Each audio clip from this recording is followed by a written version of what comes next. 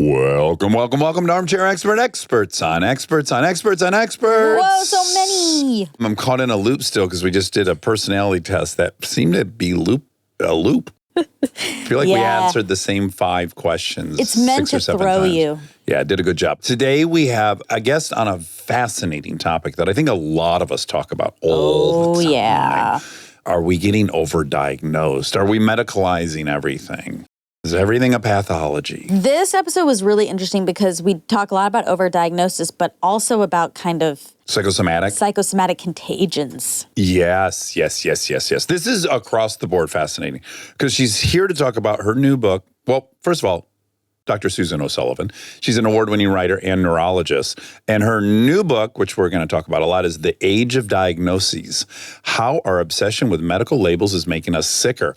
But her previous few books are also fascinating. We get into those, and that's about psychosomatic illnesses and contagious illnesses. All of it is. So I told a lot of people about this. Me too. So interesting. And it's so funny, too, because we just immediately contradict ourselves, and then we get another expert on and learn about a new pathology. It's good for us to have all the information. To hold 2 conflicting ideas in the head at one time is a sign of intelligence. Please enjoy our ever-charming guest from Ireland, Dr. Suzanne O'Sullivan. He's an armchair expert. He's an armchair expert. He's an armchair expert. So you've been here since Friday. Which fun? Did you do anything fun? Well, I was the absolute ultimate tourist. I did everything that you'd expect a tourist to do. First, I did the Universal Studios tour. Okay, great. I was very surprised. I thought, so because I'm only here for a brief period, I paid for like the most expensive tour. Yeah. And it was 6 hours around the studios, what I thought. But it actually, I didn't realize it was a theme park. I didn't know that. Oh, you didn't even know? No. You thought you were just going to see the sound stages and the lot. I did for 6 hours.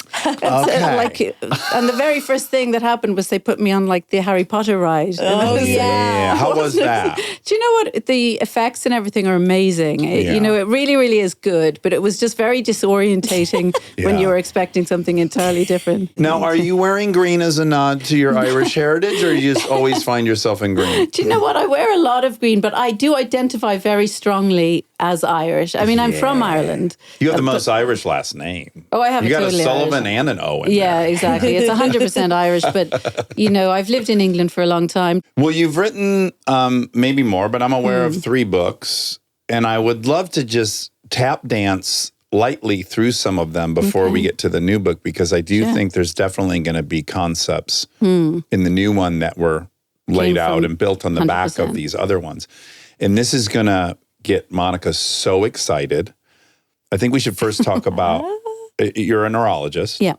You also have a master's in creative writing, which is impressive. But you specialize in epilepsy. I have epilepsy. Oh, do you? Well, let's find out. Let's find out. The first book is All in Your Head, True Stories of Imaginary Illnesses. So let's just start with some actual data, which is your guesstimation, and you acknowledge it's an estimate. But of all the people that come in that have had seizures, a symptom of epilepsy, 30% of them are not epileptic. Correct. And then you found also that's largely true for cardiologists when people come in with chest pains.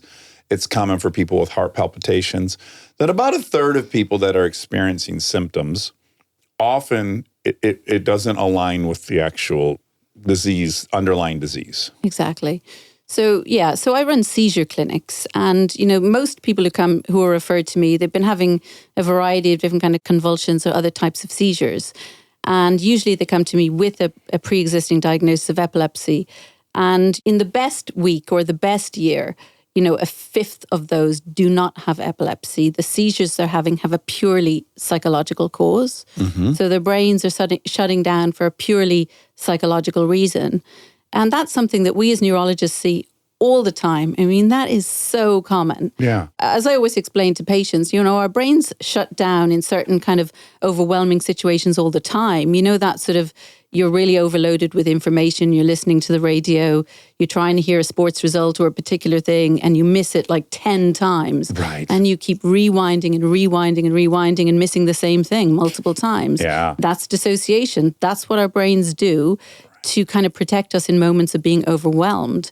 And for some people, it's like everything in the body. You know, some people have too much hair, people have too little hair. You know, everything goes a bit wrong in some way. Yeah. And this thing called dissociation, which is designed to just help us to control the overwhelming amount of information in our environments, sometimes goes wrong. Yeah. And when it goes wrong, it can cause people to faint, it can cause people to collapse, it can cause people to have convulsions.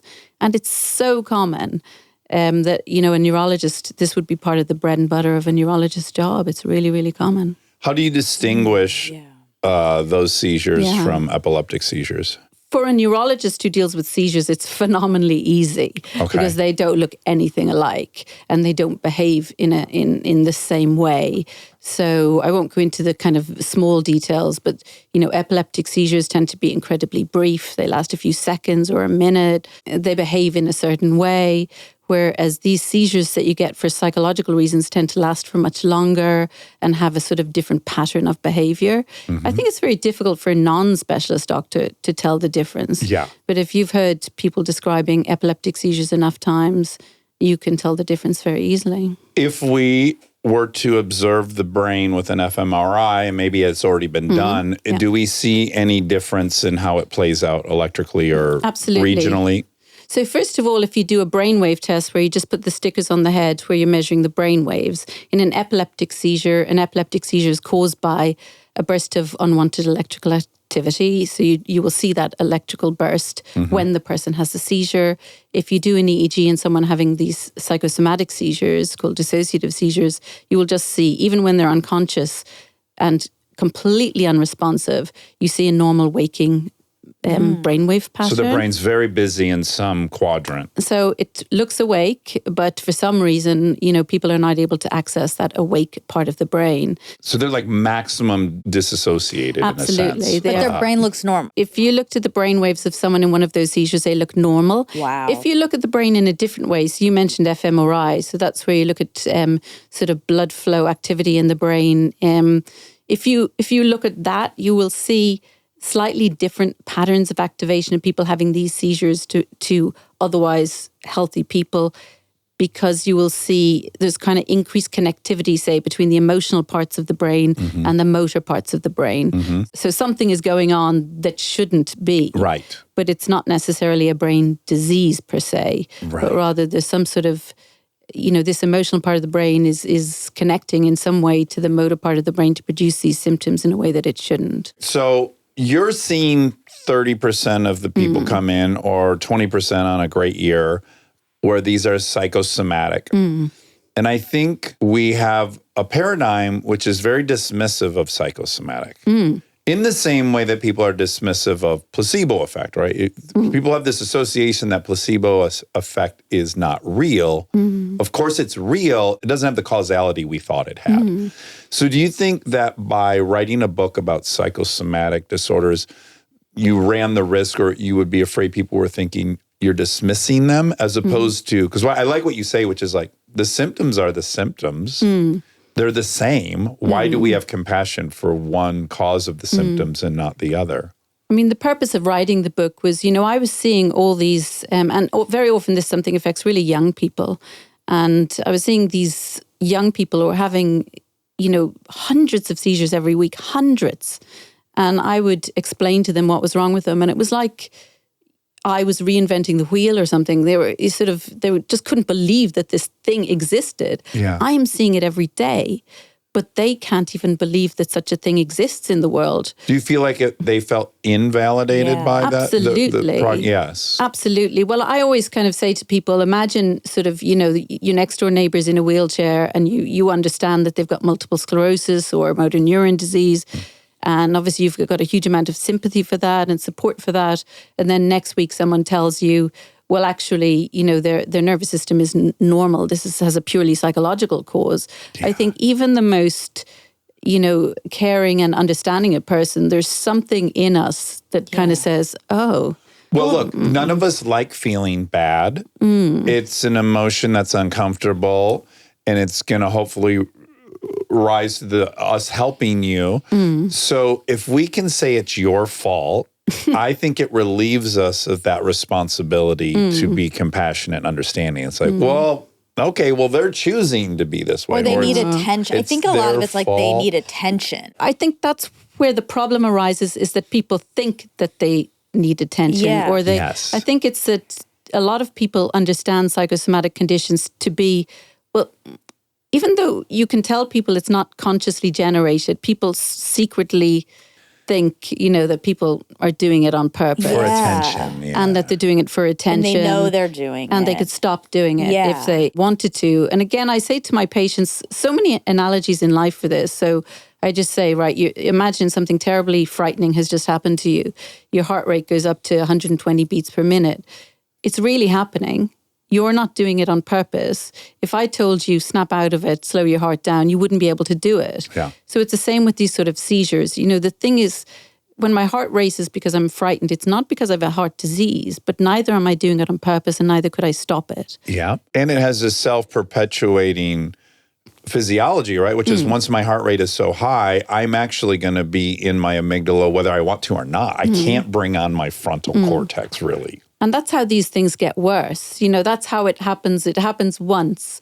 And then the next time you face a similar situation, you become really focused on your body and thinking, I hope that awful thing that happened to me before doesn't happen again. And it's all feeding back into itself. Yeah. So I think that's another thing that people misunderstand, is they think that psychosomatic conditions are less serious than others. Yeah. In fact, they can be in many ways more serious. If I can compare my patients with epilepsy, so say a fairly average patient with epilepsy might have, it's a huge range of differences, but let's say they might have a seizure every month if they're quite bad, or once a year if things aren't so bad, or once every 10 years if they're pretty good. A person with non-epileptic or dissociative seizures can have 100 a day. And yet, because they have a psychological origin, we kind of think that's less serious. You can't put the latter patient on Keppra or a medicine that would It help won't them. work. It may work as could be a placebo. Yeah, so often I will find patients have been put on epilepsy drugs, and it's a stumbling block for them is they go on an epilepsy drug, someone has told them it's epilepsy. They go on the epilepsy drug and the seizures stop for 3 months, say. Yeah. But the epilepsy drugs won't solve the problem if it's not epilepsy. Right. So then generally the So I have seizures it. will come back. Okay, we gotta. You want me to? Should we? do you Yeah, think I have it? absolutely. Yeah. So, By the way, I don't think one thing or the other. Oh, okay. To I be didn't know- I dead didn't know honest if with you, I don't think one thing or another. I do think both sides should be explored as Sure. passionately. I agree. Yeah. Okay, so you can tell me if it's okay. If it, First of all, I'm very unlikely to tell you because I would have to ask so many deep personal questions that I wouldn't but ask. we She's probably do that. already said them out loud. That's what we do. Because we're not here. going to force you to try to diagnose one of us. We Okay. know that's Right. unethical. Okay. Sure, Yes, you don't we're have just to gonna hear diagnose the it. story. But I had a seizure, nocturnal. So in the night, I woke up. I didn't know. I was sleeping by myself. I didn't know, but I was like, I feel crazy. I'd peed in the bed. You had a lot of muscle Really bad muscle soreness. soreness. I thought maybe I had like a kidney issue or something. So I went to the doctor. They took a urine test and they were like, you don't have nothing's wrong with your kidneys. We don't know what it is. They gave me a steroid shot for the muscle pain. That was that as far as I knew of. So I'm just going to stop you there. So the bottom line was you woke up, you'd wet the bed, and you had aches and pains. But did you suspect a seizure then? No, I had no So it was idea. only when something else happened that you thought. Exactly. Right. I was very disoriented. Right. That too. was chalked up to a mystery for a year. Exactly. Yeah. Exactly. So no idea what that was. Weird. A year goes by, and then I'm on vacation with girlfriends, and I have another seizure In sleep. again, and they're there. So they see what happened, and then they call, then I go to the hospital, whatever. They do an MRI, it's all fine. And then when I got back home, I saw a neurologist. He looked at the scans and he said, based on the fact that they were a year apart, they were at night, it's epilepsy. And I've been on Keppra ever since. So that was in 2020. 5 So I've been on it years. for 5 years. I haven't had one. I mean, that's epilepsy, yeah. Okay. Yeah, there's that's a no relief. doubt in my Okay. mind. Yeah. Oh, that's nice, right? Well, I always knew it. Oh, yeah. But yeah. Again, I didn't not The know bigger it. question is, why did you doubt it? Because that's It's good to I get- question. I am a didn't- hypochondriac. That's I feel fair to say that. Fair to say Yeah, that. I wouldn't say that out loud, but yeah, I think she has a bit of hypochondria, and I didn't doubt it. I just am curious. Okay. Well, now that we know that it could maybe not be, Yeah. it's fair to look. It was a that's fair fairly question. typical of how epilepsy behaves and in the seizures in sleep. Yeah. But I think the important thing is that this is the conversation I would like people to have. Right. Which is because very often the conversations I'm having with patients are, they're saying, but it must be epilepsy, because it feels so impossible to them Right. that the brain could do this without a disease. Yeah. And what I would love, it's much like if you're deciding, does someone have migraine or do they have, something else? You just have a conversation about it could be this, and people are fine with the alternatives. But most of the conversations I have are people are almost begging to have epilepsy. Yeah. Because they know how stigmatized the alternative is. So Yeah. this is exactly what I would like to see happening is people's, you've got two possibilities and both are equally respected Yeah. so that either can be considered. Right. There's no shame in one of the diagnoses. Exactly. Yeah. So, I guess what I'm curious about is, do we understand the mechanisms that can create symptoms psychosomatically? Do we maybe talk about Matthew maybe from the book a little bit? We don't fully understand. Yeah. Now, when I was studying training as a neurologist, so let's say in the 1990s, we didn't have a clue about this stuff, but we are beginning to develop theories, but they are only theories. Yeah. But an awful lot of it really is around the concept of what we call predictive coding. So how your brain processes information is that it isn't absorbing information as if it was we were video recorders or something. We are behaving as our bodies behave as we expect it to behave. In the case of Matthew, I'm going back a bit now with remembering the story, but No, Matthew had some. 2015. I'm asking you to go back a decade here. So I can hardly remember what I had for my breakfast apart from that. So Matthew had some tingling, I think, in his legs. I've forgotten exactly how it started, but it started with some disturbed sensation in his legs. And then he sort of was reassured by his doctor, but who didn't find anything wrong with him, but he wasn't really reassured. And he felt that he had a more serious problem than that. That tingling in his legs then progressed into a feeling that he wasn't coordinating or using his legs correctly.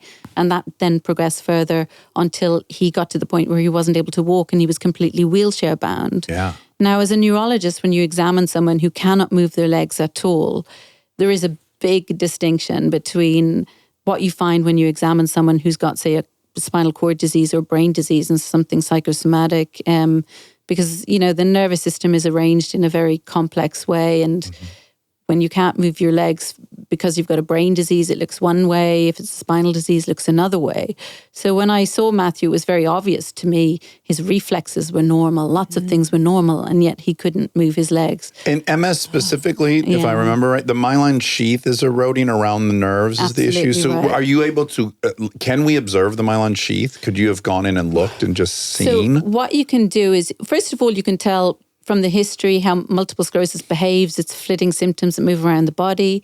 And then basically you would be able to see certain signs in the legs, such as a particular kind of spasticity or stiffness in the muscles, reflexes that are very brisk, patterns of sensory loss that fit with the brain. And then when you do brain imaging, MRI, you can kind of see the result of the loss of myelin rather than the loss of myelin itself. In Matthew, none of these kind of abnormal signs when you examined him, apart from not being able to move his legs, everything was normal. And, brain imaging, etc., was all normal. It was very obvious that this had a psychological cause. So we think about, so how can you, so the question Matthew would have for me is, how could I not be able to move my legs? You were telling me my nervous system is healthy. Why can't I move my legs? It must be another layer of anguish Yes. on top of everything else. Well, I think it's very unbelievable for people. Yeah. First of all, I will say to people, there are kind of, again, analogies for this in life. If you think about your foot or your feet for even a moment, they feel different than if you're not thinking about them, because our bodies are awash with all of these sensations at all times that we could feel if we paid attention to them. But because our brains can only handle so much information, we just eradicate that kind of white noise so we can pay attention to the conversation we're having or important things in the room. So first of all, it takes very, very little for your body to feel different. All you have to do is pay attention to it, and you will notice stuff. It's like when you start thinking about your heartbeat. You can almost immediately give yourself a palpitation just by considering it. 100%. If you're like starting to have a panic attack, if you start thinking about having it's like it gets so Precisely. exacerbated. Precisely, because these things are supposed to be automatic. You've been learning them your whole life, so they can be automatic. But, you know, Matthew became aware there was something wrong with his feet. So the minute he pays attention to his feet, they feel strange. And then what does that do? It makes him pay even more attention to his feet, so that this sort of, it becomes a kind of a looping thing that gets out of control. So that's how you change the sensation in your body. But then think about motor activity. So I always give examples like sports people. So only some sports people can take penalty tries or whatever, because the scrutiny, you might be brilliant at something when no one's looking at you, but the scrutiny of the crowd completely affects your ability to kind of coordinate your muscles. Or I give examples like, you know, walking on a cliff path somewhere. You know, any other day you just walk, you don't think about it. But if you're walking somewhere where there's jeopardy. Yeah, if someone's asked you to walk along a 6-inch line on the ground, you could do that exactly to eternity and never misstep. Exactly. You know, we can change the quality of both our movements and how our body feels by the scrutiny that we pay to our bodies. Yeah. Very often these things happen because we are paying so much attention to the body, and then we expect the body to behave in a certain way, and therefore it does. So it's not actually that unusual for people to have problems, a little bit like Matthew's. I mean, that's an extreme example, obviously. Right. But for a neurologist dealing with these kind of issues, it's also a common example, A depressing side of this is that in the folks you work with, 30% of which are having psychosomatic seizures, only 30% of those people will have success treating it with CBT, which is our best option currently. You know, if you talk about dissociative seizures, people sort of think, oh, that's less serious than epilepsy. 70% of people with epilepsy will become completely free on medication, but only 30% of people with dissociative seizures will get better. It is phenomenally hard to make people with these problems completely better. Yeah. And I think a little bit of that is because it's been such a neglected area of medicine, you know. It's not, there are great scientists working on it now, but during my training period, there was nobody. Yeah, as soon as the doctor has decided it's in their head, they're kind of off their plate. Like, go see someone else, because I only know how to prescribe you these medicines or send you to this physical therapist. There's no tools on the table for a doctor. Exactly. I mean, as a neurologist, so, you know, I've told you how often I see these kind of seizures, but I'm in no way trained to treat them. Yeah. Right. But I should be, because if it's such a big part of my day job, I should be better trained to treat them. Yeah. But there would be a real expectation for many neurologists that if you see someone and you rule out a brain disease, then it's sort of like, that's fine. Then you can discharge that person. And that's a big part of the reason why I became interested in it, because I was a young woman, and a lot of the patients were young women my age. And I was finding myself in a position of potentially sending people home having lots of seizures. Is it gendered? Yeah. It is. It is more common in women. So about 2/3 of the patients who develop psychosomatic conditions, seizures in particular, are women. So the part I'm still would love to know the mechanics of is, if I wanted with all my might to give myself a seizure, I don't think I could replicate the level of seizure you're seeing. What happens in the brain? Do we know? I don't think we really understand it. We kind of can liken it to things in daily life, but, you know, do we really know how that is possible? Well, I don't know is the answer to that question. I mean, with regards to some of these things, we talk about how a thing called, which I mentioned a moment ago but didn't go into, predictive coding. So predictive coding is how we process information. So if you see an object, if I show you this object, you know, and you've never seen it before, and I tell you what it is, then you recognize it. But the next time you see this, you will be able to manipulate it in your brain. So the next time you see it from this angle, you don't have to have learned what this looks like from this angle in order to recognize it. So our brains aren't just... They're modeling machines. Exactly. And they're manipulating everything that comes in to try and make sense of it. Yeah. We're making sense of the world according to our experience. So this kind of prediction machine that is the brain is making a best guess at what the body should do in this situation and how the world should look in this situation. And you know what? It makes mistakes. That's the bottom line. And these are some sort of mistakes that come out of these faulty predictions or prediction errors. I mean, is anti-anxiety pharmaceuticals ever tried for this? Medication doesn't, other than in a placebo way, medication doesn't really work for this. But, you know, what can often work is much simpler than that. This probably will shock you a little bit, but you know, I have seen patients who are having 100 seizures a day, and one conversation in which you explain what is happening will stop the seizures there, dead on the spot, basically. Oh, wow. Because what you've done then is you've broken the pattern of the expectation. Actually, the one thing that can make these better very quickly for some people, as long as they haven't been there for that long, is just for them to understand what's happening, to be less frightened of it, and then distract themselves. So we will say, you know, you feel, because often it's a kind of a snowball. So you feel the dizziness, and then you think, oh, what comes after the dizziness? No, I don't mean this in a conscious way, unconsciously. Yeah. You feel the dizziness and you think, oh, then this will happen, then this will happen. So I just say to patients, you feel the dizziness. So next time you feel the dizziness, look for everything in the room that is green, or list all your favorite football teams, or just do something that breaks the pattern. Okay, so the third book, The Sleeping Beauties and Other Stories of Mystery Illness, you have a story in there about contagious seizures in schoolgirls in Colombia. Yeah. Boy. You know, this is a story that could have begun anywhere in the world, actually, but it happens to be set in Colombia. So I visited this little town in Colombia, beautiful town near Cartagena, about 2012, in a school in Colombia. It was a very hot classroom. The windows were closed. It was overcrowded. A girl collapsed. We presume she fainted. And following that, multiple people in the class collapsed all over the school. They heard the commotion coming from this classroom.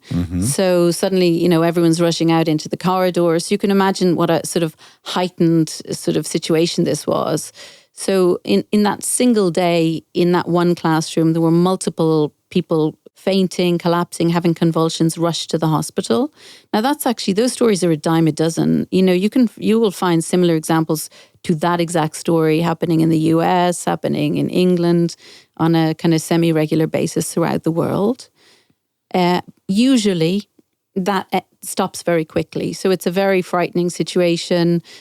What's likely happened is that one person has fainted, and then other people have sort of had collapses in sympathy, really, with that person. Sudden emotional kind of overwrought situation. Well, if you were uncomfortable with the heat and the lack of air, and then you witness it take someone else out, now a new reality is on the table, which is, I might pass out from this. Other people may simply have fainted also. You know, young people who have low blood pressure, especially girls, because they have lower blood pressure.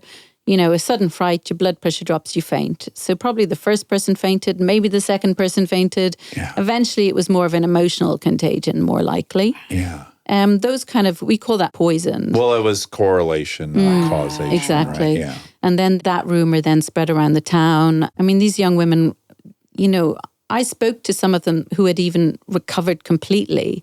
And they said things to me like, you know, you know how you make these things better is you're positive. So I'm saying to these young women, it's fantastic. You look great. You know, this is fantastic. You know, you're better. And I suppose isn't that wonderful?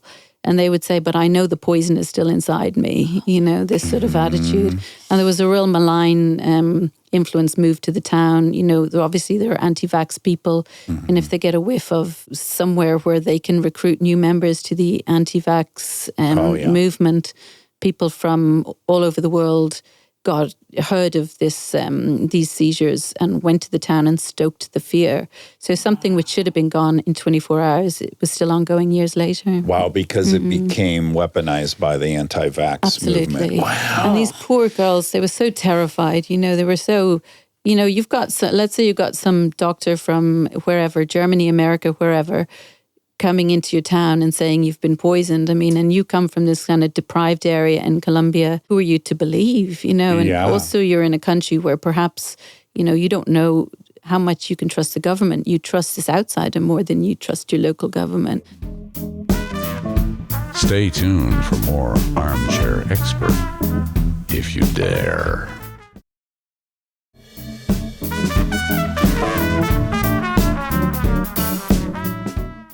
I'll give you another one, which is the belief in the sonic weapon. Somebody who's clearly intelligent and educated and works for an embassy in Cuba hears a noise in the middle of the night and develops symptoms with hearing loss and dizziness and ringing in the ears and believes that they have been targeted by some sort of weapon, which was actually perfectly reasonable in some regards because, you know, the embassy had been closed in Cuba for a long time and, you know, these sort of things do happen. And they were a Russian proxy. Exactly. So, you know, and I think the sort of Russian spies, I don't know, I don't have the terminology for all of this stuff, but, you know, they do have a reputation for going into people's houses and moving things around to mess with people's heads and so forth. Though, I mean, it was perfectly reasonable for this person to think that something had happened to them. But the difficulty, again, was that the idea that there was such a thing as a sonic weapon took off within the embassy community. It's exactly where these mass psychogenic illnesses happen, in these contained communities under, you know, potentially under threat,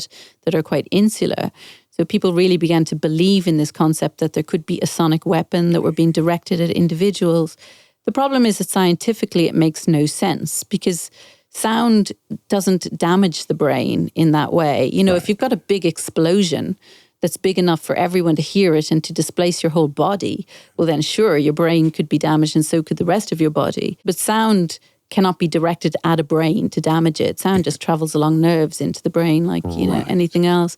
So scientifically it made zero sense whatsoever, but unfortunately people really bought into it. And you can kind of see 60 why. Minutes even did a segment on it. And I was Did very they? disappointed. Really? I love 60 Minutes, yeah. My bigger issue was, and this is disrespectful to the people suffering from whatever it is they're suffering from, but I was like, okay, so Russia has this crazy weapon and they deployed it on you. Right. I mean, not to be mean, but I know what you truly, mean. if we, you know, we made a hierarchy of who would be most advantageous for them to cripple, then when we wouldn't start with the ambassador in Cuba. It just also was illogical in the motivation.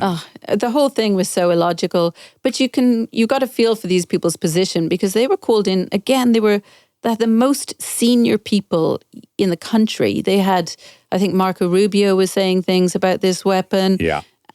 They were being called in and they were being told by the highest kind of forces in their country to hide behind walls and to be Oh, they're trying to retrofit embassies. Yeah. Yeah. Yeah, it really took off. What is the Tourette's-like syndrome that was spreading through New York high schools? Do you know about that? I've heard this. You've heard about this? Yeah. Oh, I know nothing about this. These are the TikTok tics, essentially. So just there were a few quite active people on TikTok who were demonstrating their Tourette syndrome. And it led essentially to an outbreak of, you know, not exactly Tourette's, but Tourette's-like syndrome throughout the world. So Throughout the world. throughout the world, young people began presenting to doctors with Tourette's-like symptoms. Yeah. But they obviously didn't have Tourette's because often these psychosomatic conditions, they are your idea of what a seizure would be like, or they are your Yes. idea of what a Tourette syndrome is like, more than they are like the actual thing. So that swept the world. But, you know, the problem with these things is that most people will be fine because most people, this will be a passing thing. It'll happen to them and it'll disappear. But vulnerable people will go to doctors and have tests and this can all get very out of control. So for a small number of people, it's probably been a persistent problem. And we didn't delineate, but I want to now because I'm now remembering. Even Monica, so you draw a very hard distinction between a hypochondriac and someone with a psychosomatic condition. A hypochondriac is worrying about getting things, but they don't have the symptoms. And a psychosomatic person is, it's got a big plate of symptoms that they need addressed. And I wonder if, because I often say this, I'm like, I mean, yes, I'm a hypochondriac, but I don't go to it's not like I'm like, You're a lazy this hurts. hypochondriac. I got to go to the doctor and get tests. Don't you think a real hypochondriac? Is in the doctor all the time? Yeah. That's a good question. Again, that's coming back to the kind of my current theme of overdiagnosis, which is, you know, when does when does worrying about your health become hypochondria? Exactly. It's when when it stops you living a normal life and it disables you. Right. So it's perfectly okay to worry about your health and to be a person who thinks, what's that? Okay. And if that's not, that's just, we all have a different kind of personalities and we all, Exactly. have different foibles and so forth. If it isn't disabling you, I wouldn't call it hypochondria. Wow. I would just say, I'm not even I love this. This has been It's a very great day for me. validating. Yeah, you're getting a clean bill of health from this whole thing. Yeah. Okay, that makes sense. No real consequences. That's precisely the thing, isn't it? We're really into using medical words to describe our personalities and the way we feel now. It's a kind of a trend. And then once you start using the medical words, then, suddenly you find yourself potentially being diagnosed with something. Right. But the line in the sand has got to be disability and impairment. And that's Yeah. something I think people need to think about when they're kind of using medical terms in a kind of casual way. Yeah, I agree. Great. So that's next. So your new book, but I do want to know before we get to the new book, I just want to know about the sleeping sickness in Kazakhstan. What was that? This little town in Kazakhstan called Krasnogorsk, it's literally like in the middle of nowhere, a really hard place to get to. And in, again, about 2012, 2010, a woman working in the market there, she couldn't be woken up. They noticed that she appeared to be asleep or unconscious. Her name was Lyubov. The other people in the market tried to wake her up. They couldn't. They took her to the hospital. Nobody could understand what it was. They did, although it was a small town, it had good healthcare facilities. So they did all the usual kind of scans and stuff, and everything was fine. They said, maybe you've had a stroke, which, to be honest, wasn't a great diagnosis because stroke wouldn't really present like that. But This is now she has woken up. yeah, she's woken up. They say, you probably had a stroke, go home. And No sweat. You've had a stroke. Go home. Exactly. That's what they do. I should have applied. They had done as much as they could do. What they really don't want to say is we don't know. People I think a lot of doctors don't want to say See, that. I'm not sure that's what they don't want to say. Oh. I think that saying you don't know when you don't know isn't that hard. So if someone comes to you and says, I've got a pain in my toe or whatever, and you don't know, there's not really any recriminations from saying, I'm sorry, I've looked at everything I can, I don't know what that is. Patients don't get angry at that. I think the thing people don't want to say is what they think they do know, which is that perhaps it has a psychosomatic cause. But this is in your head. A lot easier to say you don't know than to say that. Yeah. So I don't know what her doctors actually thought, but anyway, they said possibly a stroke. They did do lots of tests. I was a bit casual in saying they sent her away, but they did care for her, and then she was ultimately discharged. But shortly after, the nurse who were affected, and as it spread, the symptoms changed, and that's kind of what happens with these things. They spread from older people to children, and when it went to children, they started having different symptoms like hallucinations and things. Oh my goodness. And I mean, this town, I read about this in the newspaper, and you should have seen the pictures of this town. Imagine the most depressing town in the middle of kind of the Kazakhstani steppe, sort of dilapidated buildings, and all of the people were pictured sort of beside rusty swing sets, and it was really I have an exact It's- image of what the scene is. astonishingly depressing. And, when the sleeping sickness happened, it was a big mystery for the country. The government did loads of sort of investigations. They sent engineers and people to the town. It was a uranium mining town. So they thought maybe a toxin was coming from the uranium mine. And, they really went into overdrive investigating this, but also loads of foreign journalists came. So this town went from being a town of 300 people to being a town that was kind of awake with activity of all these people visiting it. So when I read about it, I just thought, well, I kind of thought what most people would think is that, I would fall asleep in that town. It looks terrible. Dreary. It looks terrible. I sort of assumed that this happened because it was such a depressing place to live. Yeah, I want someone to do work on this, and maybe they already have, but someone in the social scientist needs to think about the impact of 40 years ago, you could be in this Kazakhstan town, and you wouldn't really know it was that bleak. The only swing sets you had seen were rusty. Yeah, exactly. Maybe you saw some movies from the West, but that's enough. But I wonder what the impact of being aware of what everyone else is living like on planet Earth with the internet, Yeah. where some of these symptoms might be a result of that. It's like, what are we doing here? And this is miserable, and I'm going to just not wake up. Depression, yeah. Yeah, because the world is so small now, isn't it? with the Yes, and you're internet? very aware of what you don't have now, Yes. whereas I don't think you were in the past. Let me tell you the end of that story, because basically then I visited the town. So I'd seen how depressing it looked, and I thought, well, I'll go and interview the people and see if I can kind of understand this a little bit better. And I went and I met the people who'd been in the sleeping sickness. And the first woman I met, lovely lady Tamara, beautiful, sort of, she was well into her 70s, but had kind of bleached blonde hair, and she was really making an effort. She was lovely, and she basically was telling me that this town was paradise to live in. And I was like, it really was not paradise. I mean, it was like, let me describe how bad it was. It went down to something like minus 50 in the winter, and they had no running water, most of them. The town had been dying slowly. They had no electricity. I visited the hospital, and there was a bath full of water where they could kind of come and get a bucket of water if they needed it, kind of thing. So this town was not paradise. And I just thought, like, these people, I mean, this is bizarre. They're living in another century. But then the story sort of unfolded. The more people I met, the more I realized that I was not understanding the story, which was that this town, once upon a time, actually had been paradise for these people.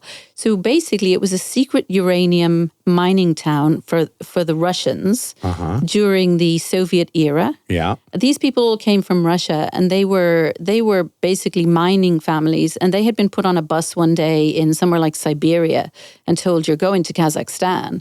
They didn't have much choice in it, and they got on this bus and they drove to Kazakhstan. I don't know how long that took. They stopped in multiple bleak places and thought, oh God, I hope this isn't it, and eventually they came to this actual paradise town in Kazakhstan where they had built brand new apartment blocks. They had a brand new hospital. They had a facility for looking after the children. There was fruit and vegetables in the shop that nobody in the Soviet Union ever saw. Right. And the reason it was set up that way is because they wanted to keep this mining town secret. So they wanted these people to stay in the town. They wanted these people to be happy. Yeah. So I had thought that people were delusional when they said this town was paradise, but actually it had been Relative paradise. to where they came Oh, from. yeah. Right. And then what happened was the Soviet Union broke up and the uranium mine shut down.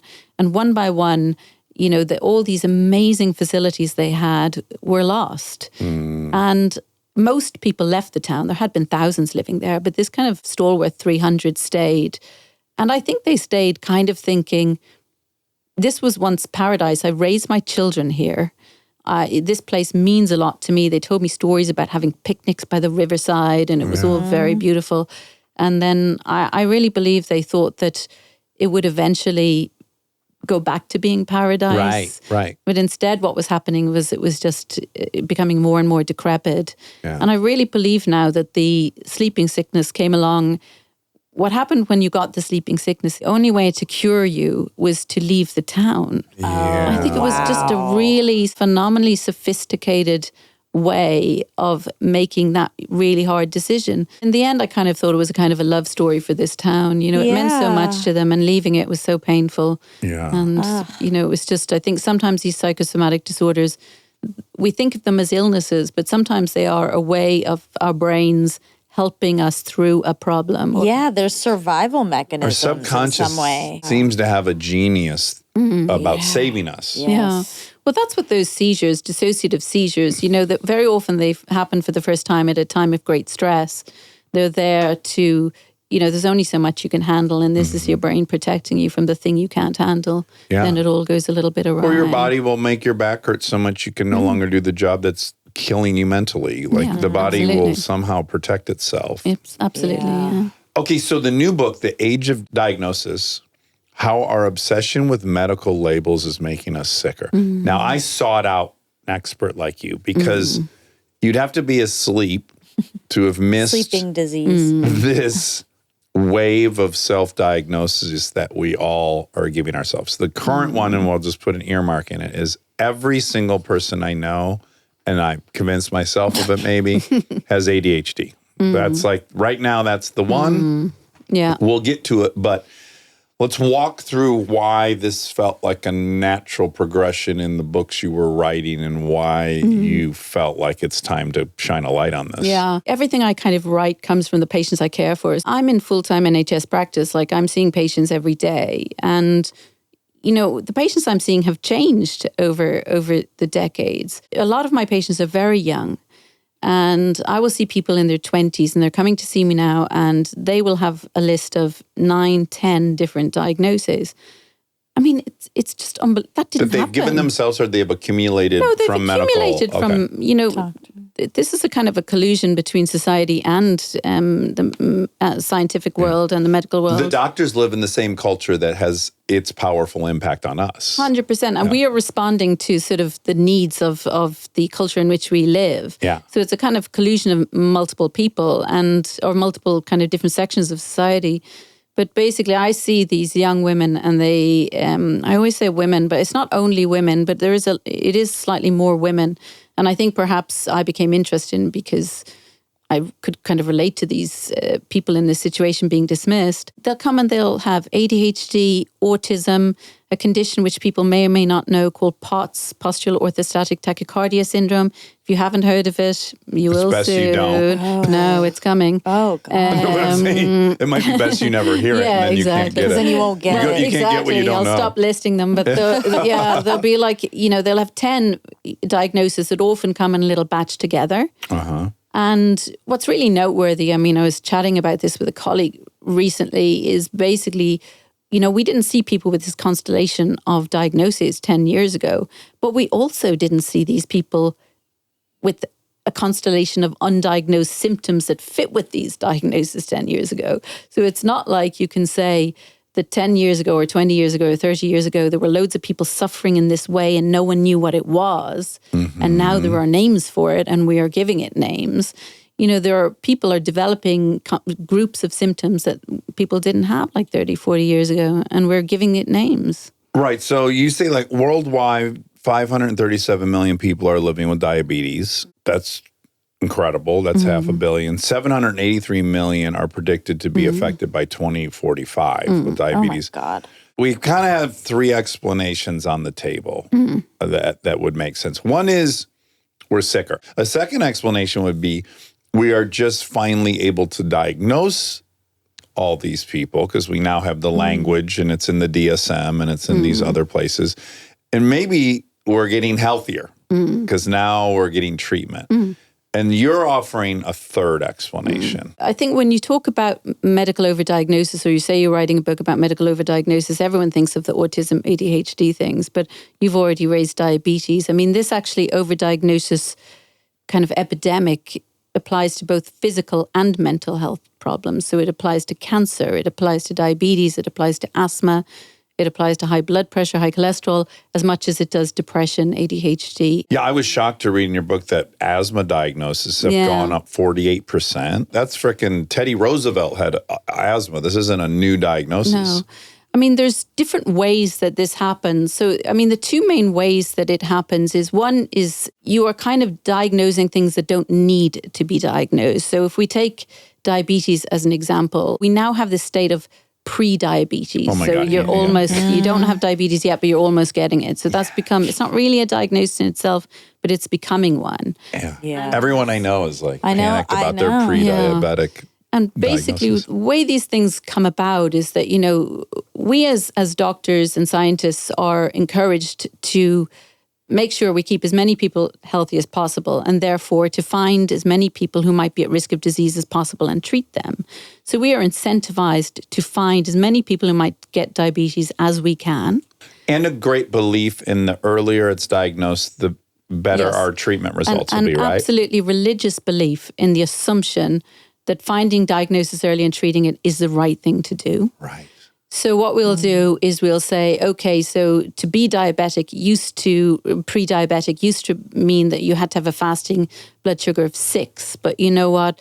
I think that's too high. We might be missing some people. So we expert committee get together and we say, let's change that parameter and say you can have pre-diabetes at 5.6. So now nothing has changed in science. Nothing has changed in our bodies or in society. The only thing that has changed is that in order to make sure we are missing as few people at risk of diabetes as possible, we are going to change the number at which you can be diagnosed with this threshold, thing. yeah. And the idea then is obviously then you identify all these extra people with pre-diabetes, and that particular change, if applied to the entire population of China, would have meant that 50% of men in China were pre-diabetic, and something like a third of people in the US would be pre-diabetic. So these thresholds are being set phenomenally sensitively. Yes. The thing we're not great at is proving that that actually is making people healthier. And there isn't an awful lot of evidence to suggest that by adjusting thresholds in order to identify prediabetes at an earlier stage, you're actually preventing lots of people from getting sick further down the road. Well, actually, probably aren't. And we tend to move these goalposts and consider success to be how many new sick people can we find, rather than the more important endpoint, which is what difference has that made to these people's long-term health. And what we very often don't do, so we might say in the case of cancer, we'll say, well, we screened 1,000 women for cancer and we saved one life, but we potentially treated 10 people for cancer who didn't need to be treated. And what was the impact of that? What was the impact emotionally, physically, psychologically, everything? Yeah. So we're very good at capturing more and more disease, but we're not terribly good at measuring the implications of that down the road. Yeah, how successful that was. Yeah, let's talk about diabetes a bit further. I guess when I was growing up, if you were suffering from the condition of diabetes, you were having amputations. Yeah. You were dying quite prematurely. Have we reduced the amount of people getting amputations or dying prematurely? I don't know specifically about amputations, but have we reduced the number of people who are ultimately developing diabetes? No, diabetes is still rising. And that's always my issue with these things, is that, now we've got this whole new population with pre-diabetes, which isn't really a disease state, but a kind of a warning. And if identifying those people and then giving them advice really worked, we should ultimately have fewer people with diabetes and fewer people with serious diabetes, but we don't. So what are we doing? Why are we doing it? And what has been the impact for those people newly labeled pre-diabetic? Yeah, you say many of the diagnoses aren't what they seem. The quest for certainty turns borderline medical problems into ironclad diagnosis, pathologizes the normal, and hurt those who are most vulnerable. In other words, we are not getting sicker, we are attributing more to sickness. Break that down a little bit. Autism was sort of developed as a concept in 1943. And when it was developed, the people who were affected by autism had very severe communication problems. So severe that they would have no interest in people at all. So they were very, very disabled young people. And it began in infancy. It began at a very young age. It was obvious from an early age. And the people who had it could not function normally in the world. Now, at some point in the 1960s, somebody kind of looked around and said, a lady called Lorna Wing, a scientist, and she said, well, I think perhaps this thing called autism, we're probably missing cases of it. Yes, we can see these really severely affected children. You don't have to look very hard to see them. But I think if we look in these schools, we can see there are other children who are being poorly served by society because perhaps they have a milder version of this. And I think that's really valid, because when I was in school, the 1980s, there was no people with special learning needs or, there must have been people who were being neglected. Oh, certainly. You kind of go back in your mind and you go like, oh, right, yeah, that kid was ADHD and that kid was this. We had no terms for any of it. Exactly. And there was no support systems. And imagine how differently those young people's lives could have gone if people had realized they just learned differently. Yeah, so it's such a complex issue. I'll add that I just interviewed Bill Gates 2 days ago.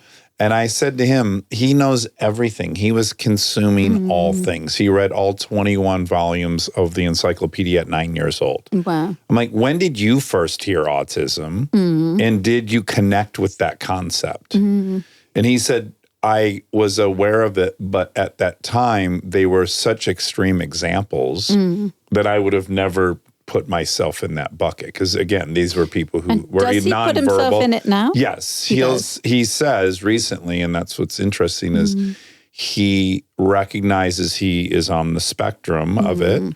And then the natural question is, would he have been served with that title or not? Right. That's the big unknowable. This is the difficulty, is that, so let's say someone realized that some children were not being properly supported, and they changed the diagnostic criteria so that slightly subtler signs are sufficient to make the diagnosis.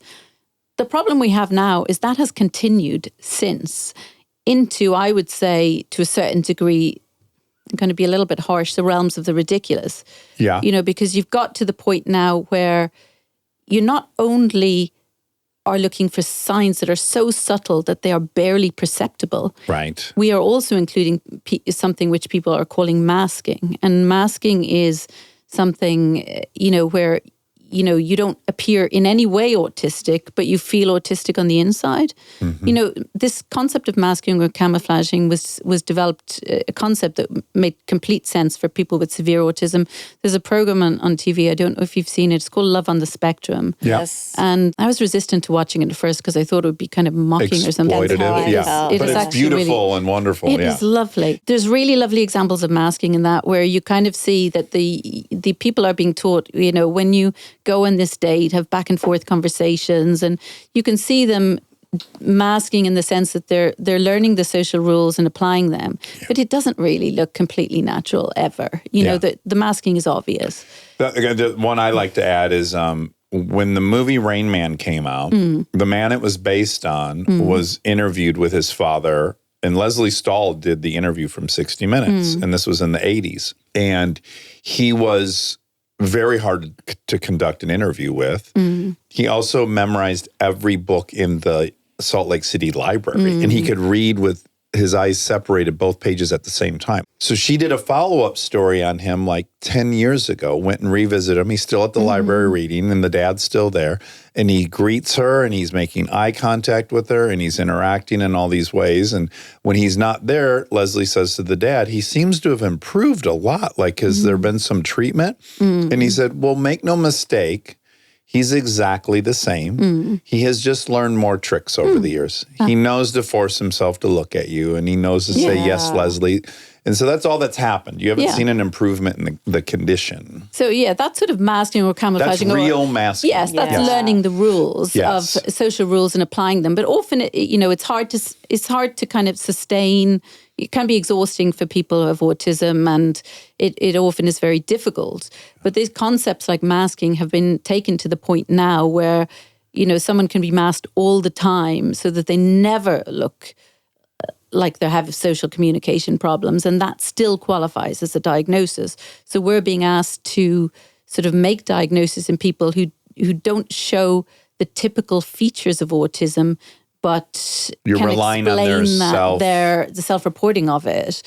So we've kind of gone from a point of, yes, more people needed to be diagnosed for sure. And there were children who needed help, who were not getting help, and who benefited from the relaxing of the diagnostic criteria. Yes. But now the diagnostic criteria are relaxed to a point that it's really sort of, it's not fair to the very, very mild people who are being labeled. Yeah. So I'm not so worried about I'm not worried about Bill Gates at all. He seems to be doing fine for himself. Yeah. I'm worried about children. So you got a 16-year-old child who perhaps, has some social communication problems, but they're quite mild, and they're able to compensate, and they're able to mask to the degree that they can function normally, albeit, maybe they're nervous and they don't enjoy things and they're exhausted afterwards, but they can function. Yeah. What happens to a person like that when you tell them that they have autism? You're essentially telling them that they're neurodevelopmentally abnormal, Right. that there are things they can't do because their brain's not normal.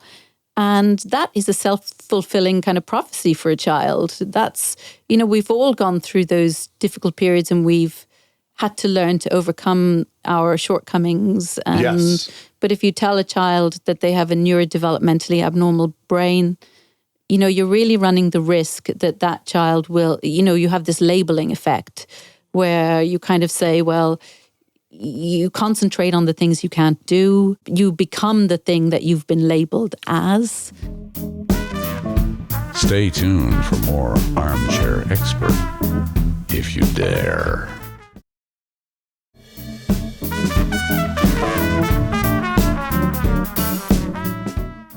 It's so nuanced because what's interesting is I think the diagnosis of autism is almost more for all of us neurotypical people, in quotes, because what it does do, and I've witnessed it around me, and I myself know I'm guilty of it.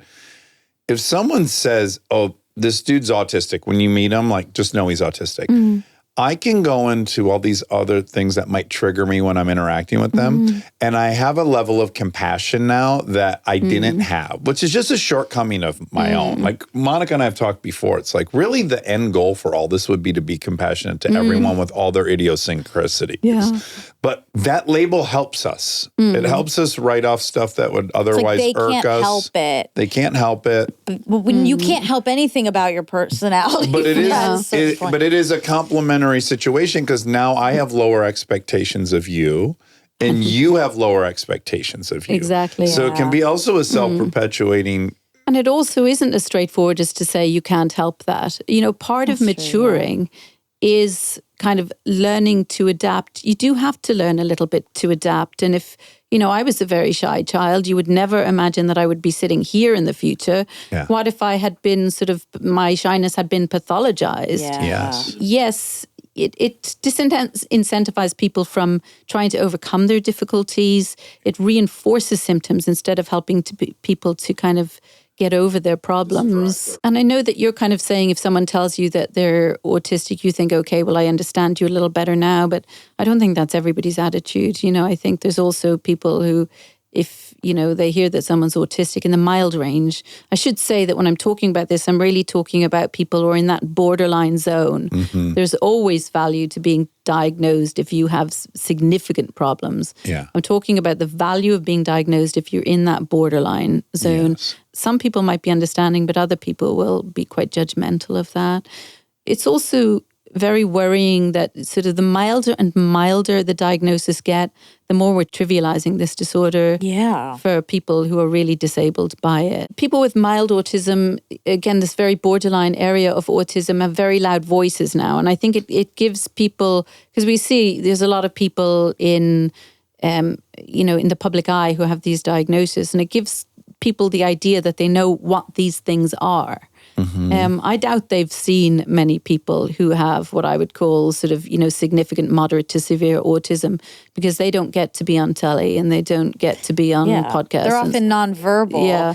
I mean, that's what now you almost it is so ubiquitous. You almost have to delineate. Like there's that new podcast, Telepathy Tapes, and it is about nonverbal autistic children, but you have to it's about autism, but really extreme. Like you have to say that Right. as opposed to just before it was like that's what it meant. And the sort of tone of conversation sometimes can be quite difficult for people in that severe category, because there is a sort of conversation that says, it's okay to have these sort of mild autistic traits. You shouldn't overcome them. You should embrace them. Be your most authentic autistic self.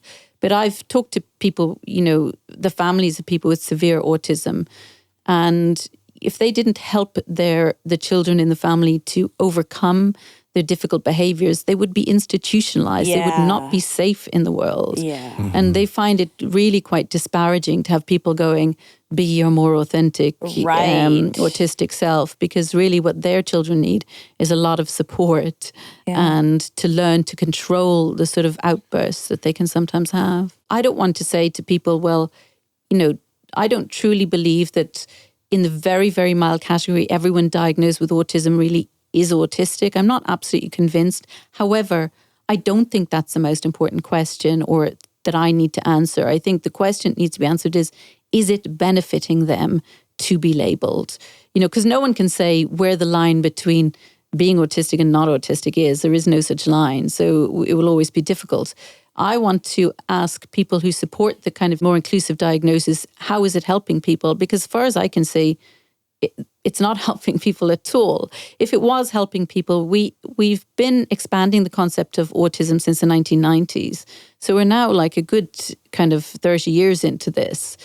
And the story I'm being sold is that, if we can recognize children and give them these diagnoses and give them support, then we'll be creating happier, better adjusted adults.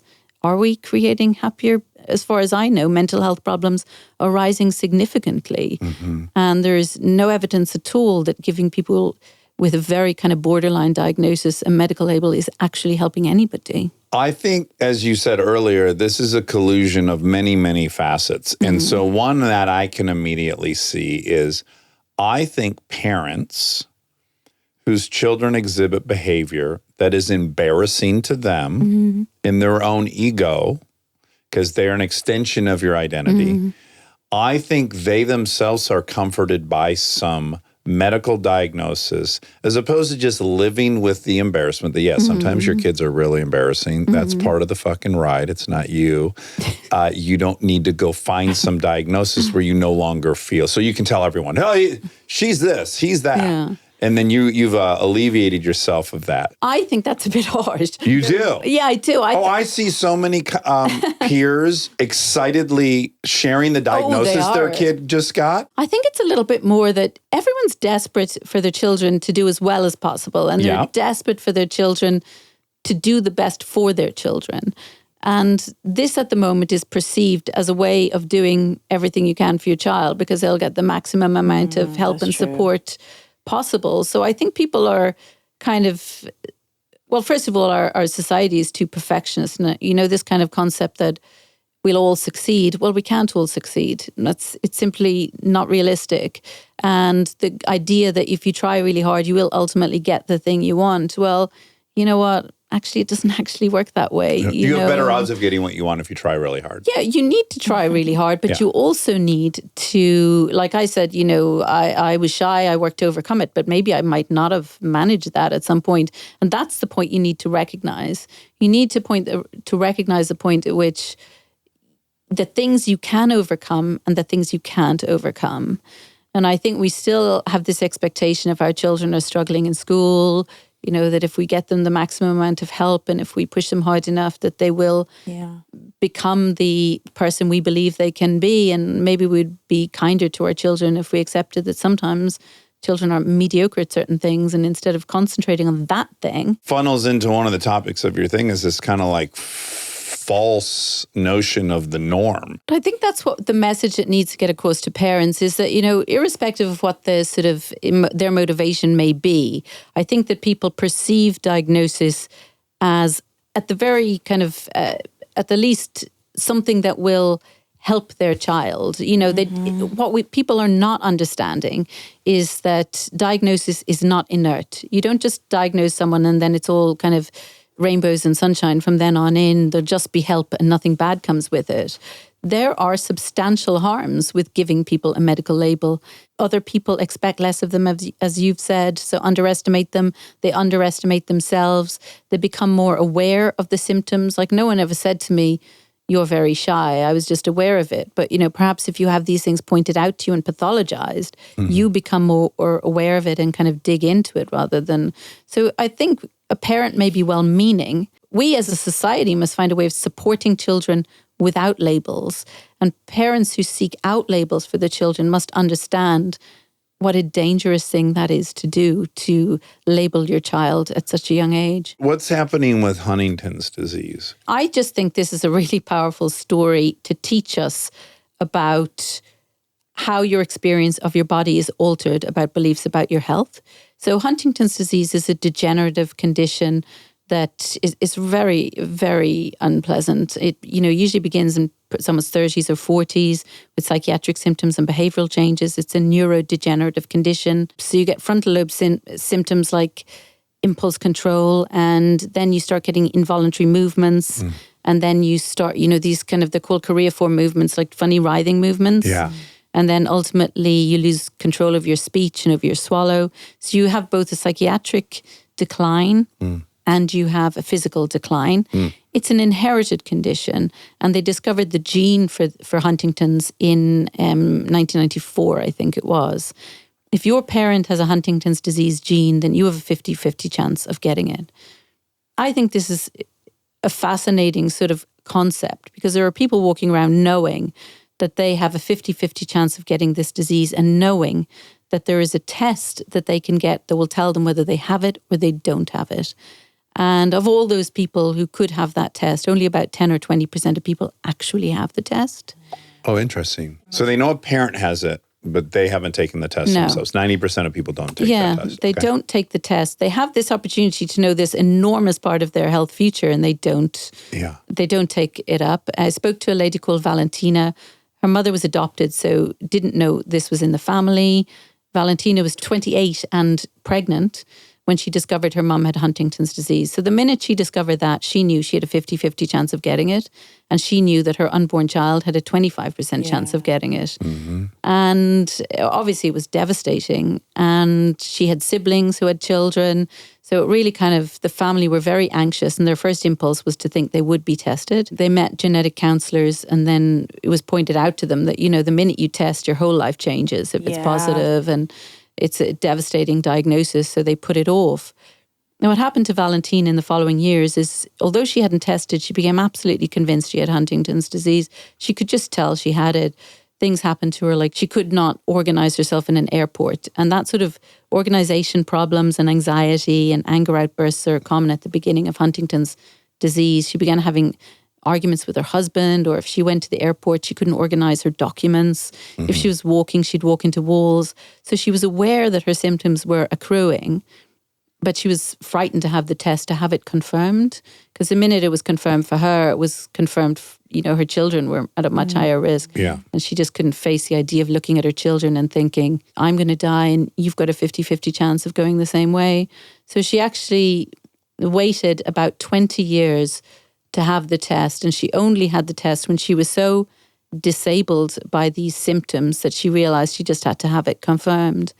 And when she went and had the test, it was negative. She didn't have it. Oh my God. Oh my No, she didn't have it. God. Well, in that case, I wish she had had the test. Obviously, I know. yeah. But you see, that works But both that's how ways. strong It it works is. both ways. You see, because obviously she had the test, she learned she was negative.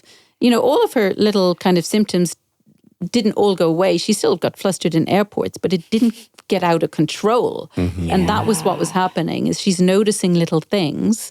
And because she thought she has Huntington's, then she was examining her body and thinking, what's going to happen? And because she'd seen her mom get sick, she knew exactly what was going to happen next.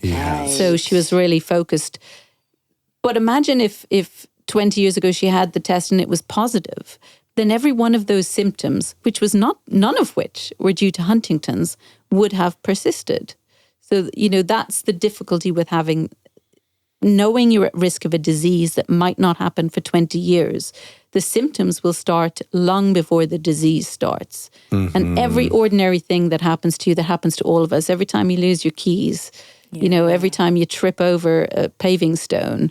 Yeah, it's confirmation bias. You're Yeah. excluding a ton of data and Yeah. focusing on a very tiny bit Yeah. of data to validate what you already have a hunch is true. Exactly, and it shows the power of thinking you have a disease, and that's why Yes. it's so important to this discussion about pre-diabetes or autism or ADHD.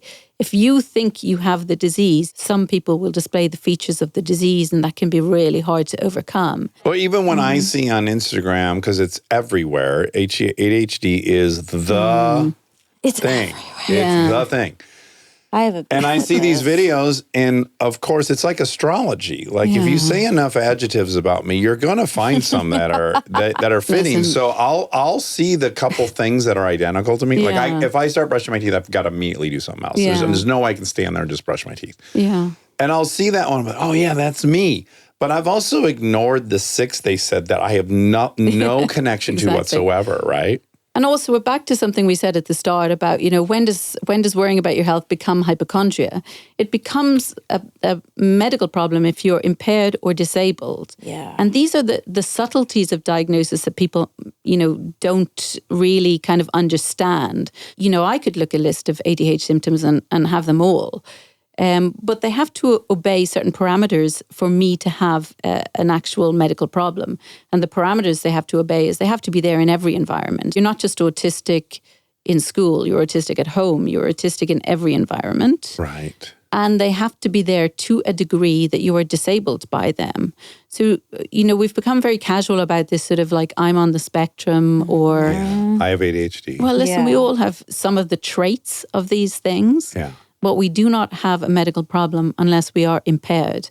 And it's the impairment that makes it a medical diagnosis. And that's what everyone in TikTok is really failing to appreciate. Yeah. Also, I think I can't remember whether it was ADHD or autism, but there was like something like 11 billion TikTok videos about, I think, autism. And when they scrutinized like the top 133, 27% of them provided accurate information and the other 73% were just full of inaccuracies. So, Right. But that's interesting too, because those inaccuracies are seeding themselves into medical culture as well, you know. Well, it's funny when I see the ADHD clips, which I see all the time, it triggers something that happens a lot in AA, which is I'll be listening to someone share in AA and they'll say like my alcoholism. They'll say like this, and this, my alcoholism. And I often go like, no, that's your humanism. Exactly. That you're being a human right now. Yeah. And similarly, like with ADHD, I'll go like, that's just being a human in a highly stimulating world. That's, yes, you have that. I don't deny that, but that's normal and natural. And we all have Exactly. some degree of that. Exactly. And I think we're just getting worse and worse at drawing the line between sort of what's a normal amount of it and what is an abnormal amount of it. Yeah. Do you think part of the problem is with social media? I feel like people want a thing. Like they want a thing that makes them specific. They want a thing that makes them special. They want something to be able to talk about, be an expert in. I wonder if the I think they want to excuse some of their shitty, unappealing behavior, right? Like, yeah, I always am interrupting, but I have ADHD. Like, don't you also think they want an excuse for some stuff? Yeah, I'm sure that's part of it. But I also think there is this like inclination to have a thing now to present to the world. Like, you don't even have a personality if you don't have a thing. Exactly. I struggle a little bit with that because, you know, I suppose I'm seeing people who are, you know, I'm the 15th doctor they've seen and they've got 10 different diagnoses and I'm seeing a kind of slightly different population, say, than the TikTok population. Right. That's what I'm talking about. And I think it's difficult because you can make, you know, generalizations about what's happening on TikTok and then, you know, I assume the people who come to me are suffering. And perhaps Right. I don't agree with the labels and perhaps I don't agree with specific diagnosis, but I do appreciate that if they've made it all the way to my clinic, then they're not There's an well issue, yeah. and there's a problem. And, you know, it can be very difficult for them to hear us saying things about looking for attention or looking for, I think perhaps people are looking for, you know, there is something nice about being part of an illness group. It makes you feel validated. Community. They feel validated, I think. Yeah. Seen. Yeah. But I think the distinction you're making is great. Of all the people I'm seeing on Instagram declaring themselves, my guess that I feel strong about is like 90% of those people they've never seen a doctor for it. And they have no program of treating it. It's just They don't want to treat. That's my whole point. They don't want anything to change necessarily. They just want to say, I have this or I'm this or. I think most of them in that sort of category, you know, next year there'll be something else on TikTok. Right. And, Exactly. you know, so these social trends occur on social media. But the difficult thing is that a small proportion of people, these diagnoses will stick, and that becomes really problematic. what's going on with chronic Lyme and long COVID? Oh God, yeah. Lyme disease, as I'm sure people would be aware, is caused by a bacteria, which you get from a tick, when the ticks come from deer. Lyme disease is just essentially an infectious illness, but there is a subset of Lyme disease called chronic Lyme disease.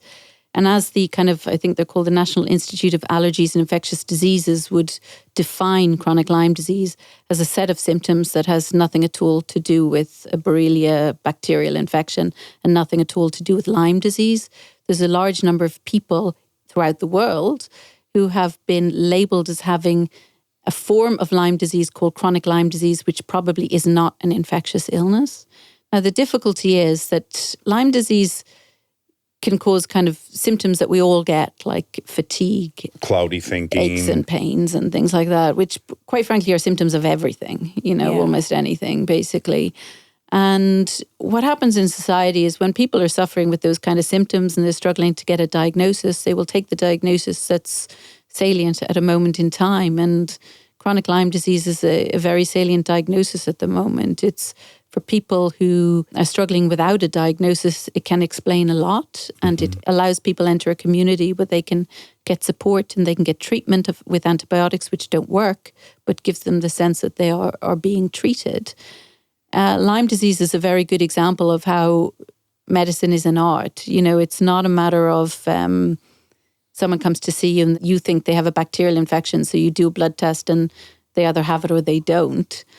Tests are so much more sophisticated and hard to interpret than that. You know, every single blood test we do, every single brain scan we do comes with 100 caveats. In the case of Lyme disease, you know, if you live in a Lyme disease area, you know, there was a study in the UK in a place called the New Forest where there's loads of Lyme disease, and foresters who work there, most of them will test positive, or most of them, it's an exaggeration, I think it's something like 25% of them will test positive for Lyme disease if you test them. It doesn't mean they have Lyme disease, just means they've been in this area for a long time.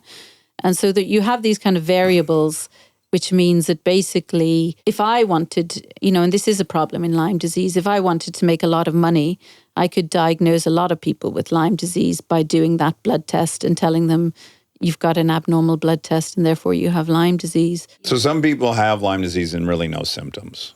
Yeah, well, it's not they have Lyme disease. They have had an immune reaction that has exposed them. They've been exposed to the bacteria. They've had an immune reaction. They have an antigen but they in their never body. got sick, and antibodies, and they never got sick, and therefore, you know, they fought it off, and therefore, you know, or perhaps they had a really mild case they didn't notice. It's just about understanding and making informed choices. And I think that perhaps people are kind of aware that perhaps mental health problems and things may be a little overdiagnosed now, but they don't think quite so much about how the parameters of physical diseases have changed and led to overdiagnosis. It's fine that we do what we do as long as people are able to go to their doctor and ask the right questions and understand the issues. You were going to say about long COVID. This is one that I just intuitively, when I hear it, I'm a little skeptical of it. How it came about is so interesting, really, because, you know, as a hashtag, it appeared on Twitter. An Italian woman tweeted hashtag long COVID on the 20th of May, 2020. Raising awareness about chronic symptoms after COVID infection for the mildly affected. You say March of 2020? May. Okay, But so only even 3 2 months in. Well, yeah. that's precisely, you know, we're already predicting disability for millions, and we haven't even had time really for chronic illness to develop. But this concept that a mild illness could lead to chronic disability really took off after that hashtag. It was shared throughout the world, and this story spread. The concept that the mildly affected could develop long-term symptoms. You know, it went from Twitter to mainstream news to medical newspapers with like phenomenal speed, with no scientific study whatsoever, with just it being sort of a word of mouth kind of We would social have contagion. to be years out to ever know. actually declare something long COVID. And there was so much that was counterintuitive to this being related to all. I mean, let's just say that, of course, there are people who have chronic symptoms. If they were hospitalized, you know, I volunteered in ITU during the pandemic. I saw how bad things were. You would not be surprised a very sick person would have chronic symptoms. Also, there are some people who, you know, all viral illnesses cause chronic symptoms in a small proportion of people. There is really good evidence that most people, however, with long COVID probably didn't get it related to the virus, but rather to the kind of idea of long COVID. Firstly, it's a different population. So people in hospital were older people with diabetes. They were mostly men. People with long COVID were kind of younger people, healthier people, and mostly women. And studies that have emerged have been very interesting, like loneliness is a precursor for long COVID. A study in Germany followed healthcare workers from the beginning of the pandemic, and people who had an expectation of symptom severity developed long COVID. So if you expected to get it, you got it. Yeah. Depression and brain fog. I kept hearing brain fog. I'm like, we're in a pandemic. Well, our brains are foggy. Like, what do you we're mean? down. We've knocked out 80% of the stimuli we're used Exactly. to. Yeah. And that point is so important because what they were doing in the studies at the beginning on long COVID is they were surveying people. They were self-diagnosed, and a self-diagnosed person is more likely to get long COVID. And they all had huge constellation of symptoms, but there was no control group. And later, when they'd had time to do the science properly And they were now comparing people with long COVID with people who were in the pandemic who didn't get COVID. They also had hundreds of symptoms. Of course. It was a crazy time Yeah. psychologically. So science of long COVID was very poor at the beginning. And I think the general public was scared witless by this concept that they could get chronically ill even if they weren't hospitalized. And much like other people I've described, like the lady with Huntington's disease, you know, if you think you're going to get chronically ill, then a small proportion of us will get chronically ill. I don't want to be dismissive of it because it served a very important purpose. You know, there were people dying and that was terrible. And there were people losing loved ones and that was terrible. And there were people losing jobs and that was terrible. But there were also a lot of other people who were suffering and there was no space for them. You know, where did they go? You know, people at home alone with nobody to talk to who weren't necessarily physically very ill. Long COVID kind of gave them a voice. It gave them a group. It gave them a place to go and it gave them a name for their suffering that other people kind of gave more respect to than just, you know, we're all in a pandemic and I'm having a horrible time, you know. Nobody had any sympathy for that. Yeah. So it served an important social purpose. How do we correct? How do we keep all Okay. the upside of figuring out a lot of these Yeah. diseases and providing help for people? And how do we shave off this large group that's also shouldn't be seen as having a pathological disease? I think it's kind of a multifactorial. There's going to be lots of people have to change a lot of things that they're doing. I think, first of all, as a medical community, we need to really challenge this assumption that early diagnosis works. Because, you know, we've been diagnosing cancer, blood pressure, diabetes earlier. We're not making anyone any better. I think we do need, and this might sound a bit strange, to dial back on some of the mental health campaign awareness work that we're doing. Because there was a very interesting study out just recently that showed that raising mental health awareness in schools actually added to emotional distress rather than subtracting from it. You know, we perhaps would do better to teach people what normal looks like and learn how to support children without labeling them. You know, why can't we recognize that a child is struggling a bit in school and could do with learning differently without calling them neurodevelopmentally abnormal? So I think maybe we change the names.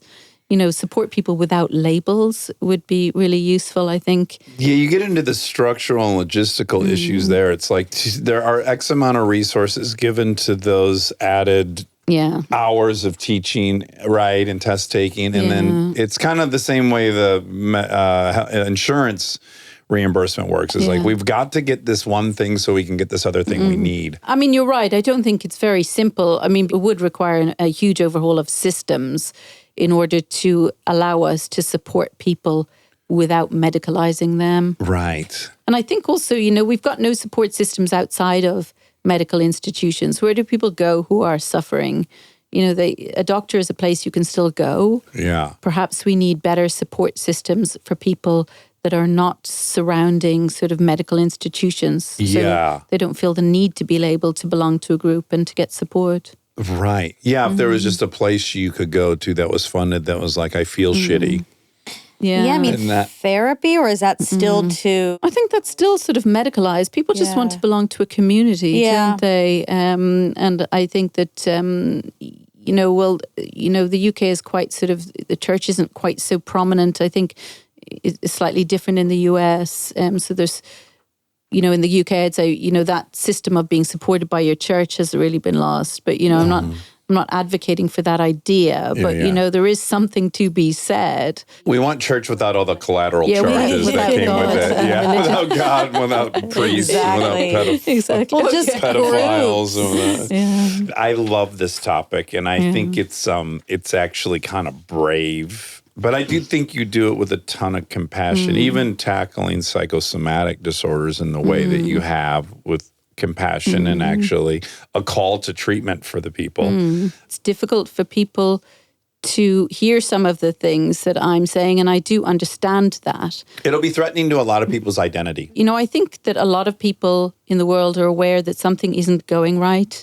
You know, mental health problems, something like 1 in 5 people in the world now has a mental health diagnosis. And, you know, there is something definitely wrong there. And I think sometimes it can be frightening to be honest about what you think is going wrong. But I think a lot of people have a lot of suspicions that aren't being voiced, and we do need to have these discussions more openly. Well, Dr. O'Sullivan, this has been wonderful. I'm you for so having me. grateful Thanks that for you made the coming. long trip Yeah. to be in rain and be at Harry Potter. Yeah. No, I was absolutely thrilled and delighted to be here. So I'm honored. So thank you so much. Oh, Thank yeah. you. Everyone check out The Age of Diagnosis. Incredible book, incredible message. Thank you. Hi there, this is Hermie and Permium. If you like that, you're going to love the fact check with Miss Monica. It's a little chilly. Wow, talk about a reversal. Double reverse. This is a reverse back. Oh my God, reverse back. Because last fact check, I was in a sweatshirt. You were in a t-shirt. You were not cold. Yeah, Now you're freezing. I'm in a tank top I know. and I'm hot. I had walked yesterday. Oh, and you didn't walk today. No, I didn't. And I just exercised with That's the answer. Resistance training. The aliens would be really confused Why? by weightlifting. Oh, yeah. Because initially they'd be like, oh, that monkey has to get that thing up and he's going to move it somewhere. Oh, he's setting it down. Oh, maybe it was too Yes. heavy. No, he's picking it back up again. Where's he going to take? No, he's setting. Yeah, they don't get Just it. repetition, useless Do you movement. think the aliens have to worry about bone density? There's zero They're gravity. just goo. They don't even need really muscles. So jealous. Yeah. Speaking of, well, this episode, which is for Dr. Suzanne O'Sullivan. Dr. Seuss. Yes. It's connected to this episode, but it's also a ding ding ding for a future episode. I'm starting to panic that I have something. Oh, And interesting. it might be psychosomatic. Yeah, I would have thought your conclusion after Dr. Suzanne O'Sullivan would have been, I'm not going to ignore all that stuff. But you're saying it got worse? Well, it didn't. It didn't get worse. I was like, oh, yeah, I'm fine. Nothing's like really getting in my way, you know. Yeah. But then we have another expert coming up, Easter egg, and there is something brought up in that episode. I'm as lost as the listener. Perimenopause. Oh, perimenopause. Well, I want to kind of. Yeah. No, we've been saying we're Really? going to have one for a long time. That's okay. I know, but I don't want to get into the details because it's not. I think I have perimenopause. I think I am getting frozen shoulder. Oh, your shoulder hurts. Maybe Can you trace it to any activity? if I must. Okay, what would be your guess? I mean, sometimes I do some little lifting. Some lifting? Yeah, Did you lift weights? yeah. Sometimes I do. And but then your not every shoulder day. hurts? Well, no. It also happened when I was home. In Georgia. Yeah, But I you was don't like, call that home anymore. oh God, it's so confusing. It happened when I was home. Something happened when I was home that made me think, oh gosh, I might have this thing that my mom had and my grandmother had. Yeah, but what age did your mom have it? Let me ask. I think it's Relly. Okay, let me ask. I have a crazy sim. Okay. It's bad. Like, I feel bad saying it. Okay. And I think people might be mad at me Okay. for saying it, but I have to. This You is must wild. gotta get it off your desk. So, because of the SAG Awards, there was a bit in there about Gossip Girl Yeah. that I wrote. And because of it, I was mimicking the opening of the pilot. So I started the pilot to hear the voiceover to write it. The right? Gossip Girl pilot. Yes. And so it was just on OG original Gossip Girl or the reboot? original Okay, great. with Kristen. Great. So then when I listened, I just kind of had it, I kept it going. Yeah. So I've been watching it at night. Oh, wow, It's just- you're in. I'm back in. I've just, Had you watched it when it was airing? Yeah. Oh, you did? That was one of your shows. Okay. so I was doing a little rewatch, casual rewatch, which was nice and nostalgic, liked that. And I just got to this part with Michelle Trachtenberg. Oh, wow. Okay. And I was watching, she was on, a bunch of episodes, but this was her first time on it. And I thought, whoa, I haven't seen her in a minute. while. And she has a really great part on that show. And she plays a horrible villain who is scary and manipulative and skilly. And so I've been thinking a lot about her. And even yesterday I said to Jess, I'm rewatching Gossip Girl, and did you see it? Michelle Trachtenberg has such an interesting part in it. Yeah. And then she passed away today. Yeah, that is weird. It's really sad. I mean, I don't know any of the details. Nor do I. By the time this is out, maybe there will be some details. Yeah. But I just go through a checklist in my mind because I, like everyone else, or I think, we all want to make sense of the world. It's like, I know. if it's nonsensical, it's very scary. If it makes some Exactly. kind of sense, I can deal with it. And so I just go 39 is too young to die of all the other things. Yeah. And then I just start doing like probabilistic guesses. I know, me too. We all know? do, I Yeah. think. And I mean, when things are ruled out, like a car accident Yeah, or yeah. things like that, yeah, we start making. But I remember people, we were pretty early, or I felt no tension for me personally to guess that Matthew Perry had OD'd, but people were really mad at me about Yeah. that. Well, you knew him. I mean, that's I knew him, fair. and it's my disease. I know. She did have a liver transplant. Oh, she did. Oh, It was really sad. So tragic. And what?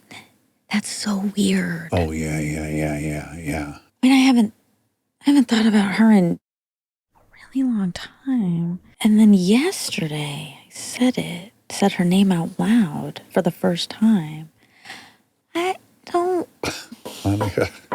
Be My careful. ring's back up. That's what Jess said. He says, you really need to be careful. You need to be a little more careful. What am I supposed to do? Just watch new I'm stuff. so Just watch powerful. new stuff. Oh my I'm rewatching something too. I started something over again, What? which I don't really do. I've done Patriot 3 or 4 times, Sure. but I'm unsatisfied with the amount of Goggins I'm getting in White Lotus. Oh. It's like it's a tease hit of Goggins. I'm not caught up. Okay, did you watch the first episode? There's Yeah. only 2. Yeah, so it's like, it's like when someone would offer me 1 Vicodin. And like, I would pass. I would go, well, do you have 4? Interesting. And if they'd say no, I go, oh, okay, thanks for the offer. But I don't want a hint of the feeling I'm going I for. get I'll just that. get really agitated. I understand that. This is no knock on White Lotus. It's great. Yeah. It's just an ensemble. Of course. And I want some So Goggins. you wish he wasn't even in it? No. I'm not going to put him on. I'm not going to fully map on the Vicodin analogy.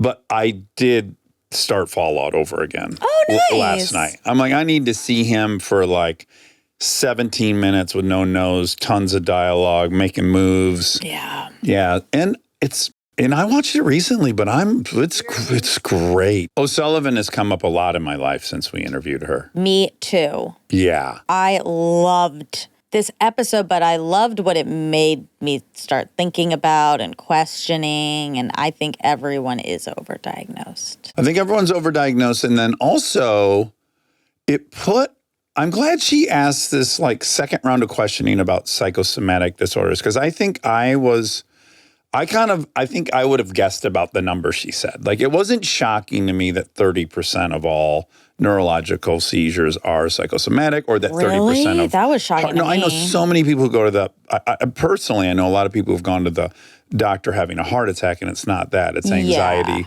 Yeah. But a seizure's so...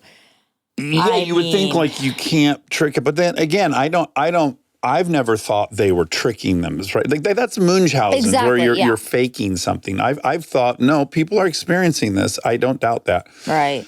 But I didn't go the step further, which I like that she did, which is like, yes, they're psychosomatic. They're not, the cause of them aren't this other thing. Yeah. But the results and the symptoms are actually the same symptoms. They're just as serious. And in fact, more so in epilepsy. As she said, an epileptic would probably have 1 seizure a year, or maybe 1 a month would be a lot. Well, and that these medication people can will have help it. 100 seizures a day. No medication. Yeah, her going, I think I was in the past like, yeah, that's psychosomatic. You can't do anything about that.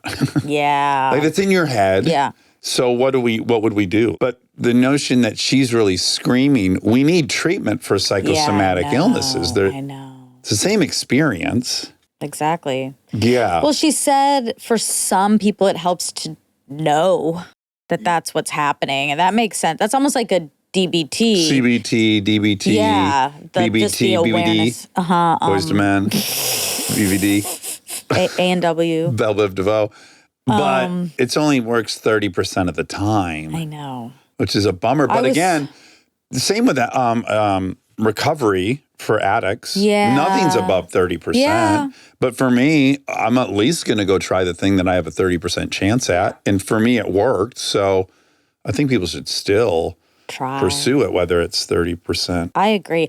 I wonder how many neurologists know. I mean, do you think they all know this? They must, because Yeah. as she said, she would start talking to other specialists, Yeah. asking the pulmonologist, asking the cardiovascular person, asking the, Yeah. and they immediately were like, oh yeah, it's like 30% that aren't actually having the thing. So weird. Because like I had not heard that at all. And I had gone to it's not like he said, well, let me see if they're psychosomatic. Like that was not a thing Right. at all. But what is unfortunate, and it probably, I'm surprised this didn't come up, because you can delineate the difference. So you can observe the brain having an epileptic seizure versus a psychosomatic seizure, and there's a clear difference. Yeah.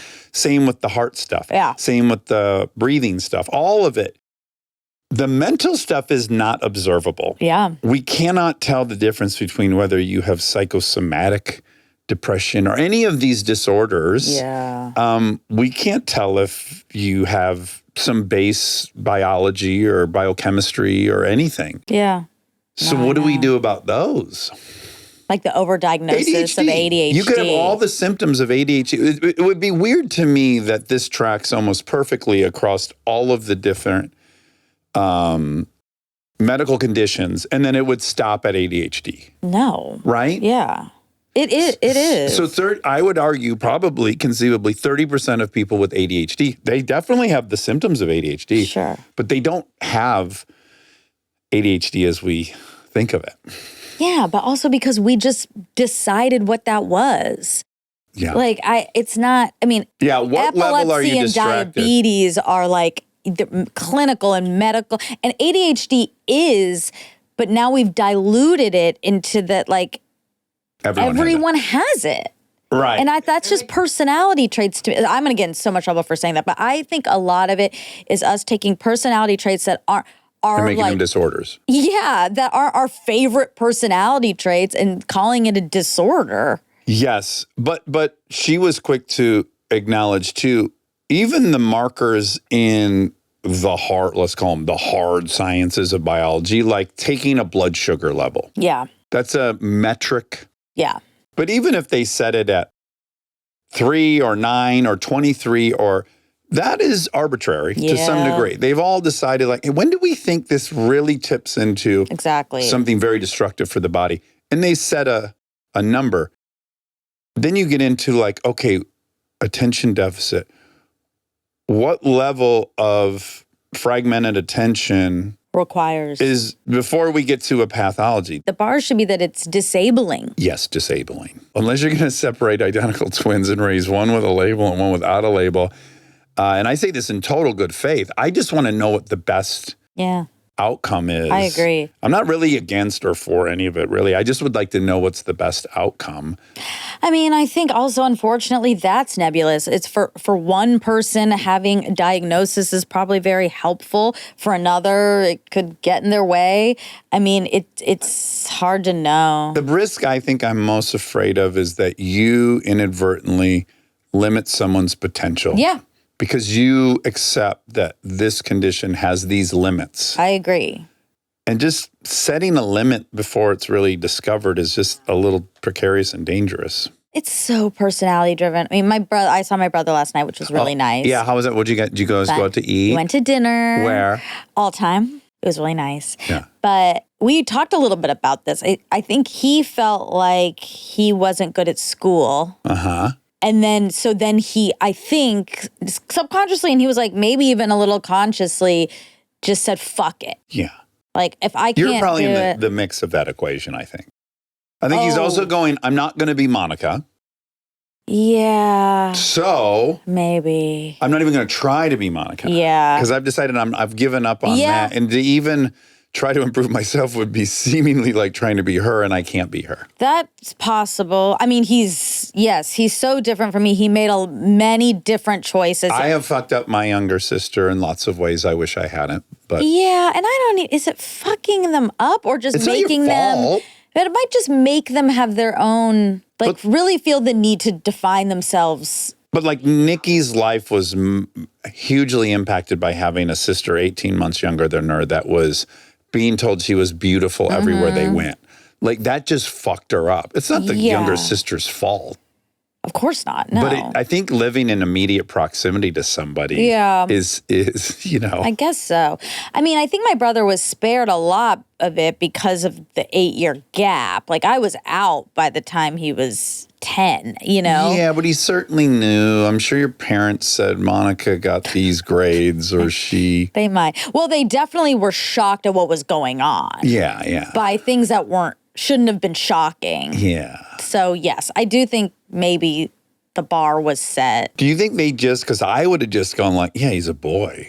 I said that. You did, I was like, it's going to be fine. It was building on itself. Like the more he felt like he wasn't doing the right thing, then he would do something else that was not the right thing and something else and something else. Like yeah. But you know what's also funny is they were so worried, of course, and he's doing great. Just got a promotion. Like, he's great. Yes. It all is fine. Also, Everything's fine. This is like, I have a few different friends in my life who, and one just totally admittedly, and I fucking love him, and his honesty and saying is like, he's hell-bent on getting his kid out of one school into this other school, and the kid's evaluated, and the other school's like, I think he needs more time at this school, and he's taking that personally. And, at a certain point, he had the sobriety to go, I want this. Yeah. My son doesn't want this. Yeah. I'm will run riot. I'm trying to control everything in the world. And it's so true. It's like, you don't have to end up in these places. You don't have to end up in the fucking school, and you don't have to end up with good grades. And it's just one version of how you can go through life. I know. And I know people have done every version, and it has no prediction on their happiness or their fulfillment or their sense of purpose. I know. I agree. And that's also a ding, ding, ding to this episode, because that's sort of what she was saying. She's like, the expectation is that everyone's supposed to hit 100 at everything. She's like, it's not realistic. Yeah. And then we say there's a disorder that's causing them to not, reach the highest potential. And it's just like, that's just life. Two of our best friends, our mutual best friends, will tell you at the drop of a hat, admittedly, they hardly got through school. They both would be like, we didn't know anything at school. And they are, I would list, and all the people I've met in my life, they're among the most successful humans I've ever met. They have more friends than anyone I know. They have more fun. They're better parents. They've totally made a great living and have a great life. 100%. And who gives a flying fuck? Mm-hmm. There are a bunch of people we know, much smarter, did way better academically, and they're not having nearly as big of a life. No, I know. I agree. When he and your dad have a drink, what do they have? They don't really. I mean, if we're out at dinner, my dad will get beer. I will get wine normally.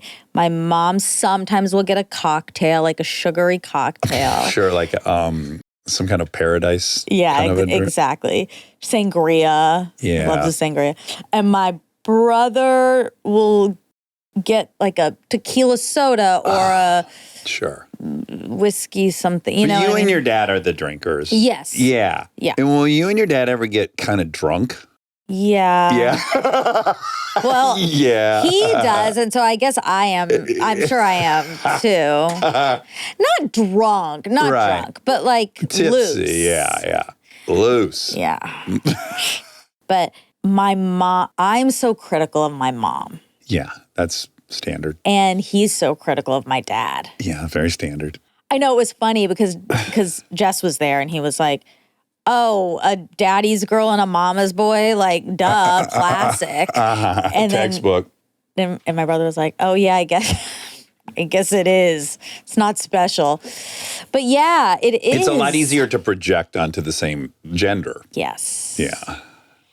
It's tough. Yeah, my mom, Carly will give my mom a good run. I would give my father the hardest of runs. Yeah. Oh, I don't know how he loved me. It's hard. I mean, my mom and dad are on a cruise right now. Oh, they are. Where are they going? Oh, I forget all Oh, who these places. cares? Yeah. In the water. I don't That's know. where They're they're going. somewhere. And they sent a picture, or my mom took a picture and sent it to my brother and I on the group chain.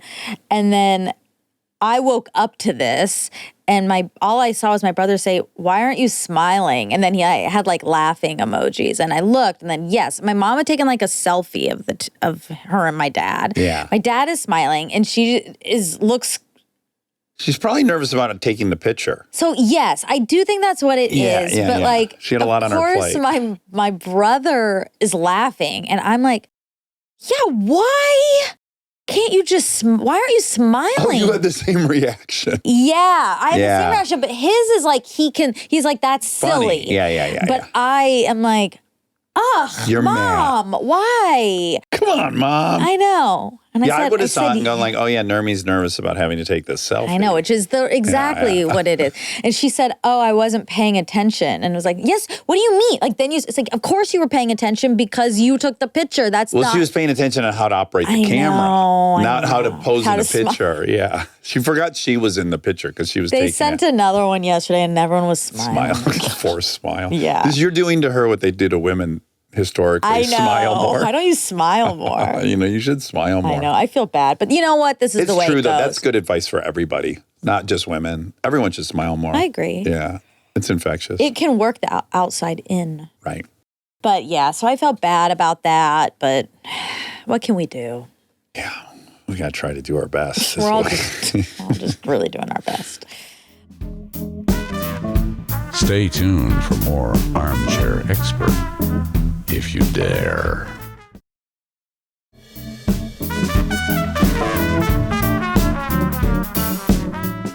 That was nice to spend some time. And he's off to Big Bear. He's off to Big Bear with some friends. And did you find out if they're going to ski? They're going to ski? They are going to ski. Yeah. And your brother has as well? No. And so now, okay, this is another thing.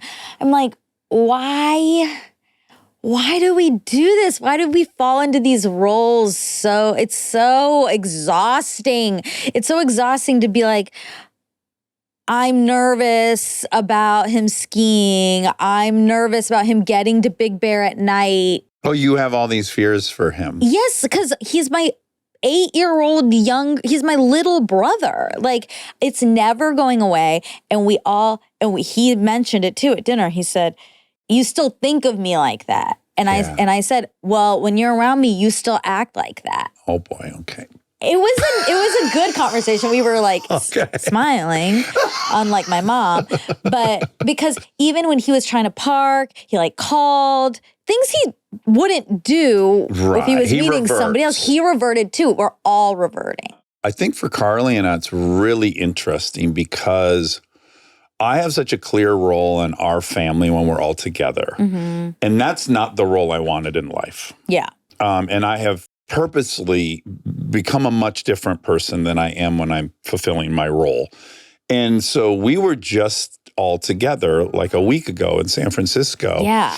And Carly has done a very good job at joining me in my new role. She doesn't force me to be the old role. Right. And I think that maybe the old role? The old role is depressurizing every situation.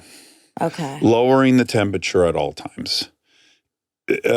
Intercepting criticisms of different people and making jokes and really just trying to distract the right person who's having a thing, Yeah.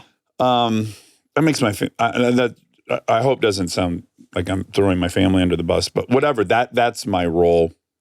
And I find it quite exhausting. Yeah. And it's not me. I want to be the person that's deciding how I want to feel. You want other people to depressurize you. Sure. Yeah, that would be preferred. Yeah. I don't think I require that too much. But at any rate, so I think Carly's done a really good job of recognizing what my role is outside of the main family, adjusting to that. And she herself has her own role, right? I think she was the baby of the family, comparison, sickness. Yep. My oldest brother was my mom's partner, business partner. They built this incredible business together. I'm like at UCLA doing great or whatever, and then getting on TV. It's a lot. Yeah. So I think in her own life, she's been able to be the star of her life, which is fantastic. Yeah. And I try to make her the star of our life as much as I can when we're together. But when we go back, we both snap right in. Yeah. And we had snapped right in for 3 days. And then we got home, and both of us were inordinately exhausted. Like she took a 5-hour nap, was up for 2 hours, and then slept the entire night through. I too was exhausted. Yeah. And then the following day, I said to her, man, I get exhausted. I'm out of shape for my role. And when I have to do it, it's just very exciting. She's like, oh my God, yes, same. I was like the baby of the family all over again. And, vying for attention and all the Oh, interesting. Yeah. all the things. Yeah. It's a lot. It's a lot. You've only watched one episode of White Lotus. Yeah.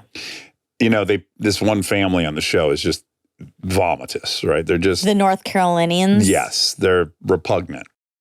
And But they're funny. Well, so far. they're funny. Yeah. The next episode you'll see, you're like, oh my God, you got to spend your whole life in that dynamic. Right. I flash forward to like, man, if you have shit kids and you did a bad job raising them and they're assholes and you're an asshole, you deal with that it doesn't go away. And you stay in this little cancerous puddle of shit talking and fighting and bickering. And I'm like, oh my God, I would hate if that.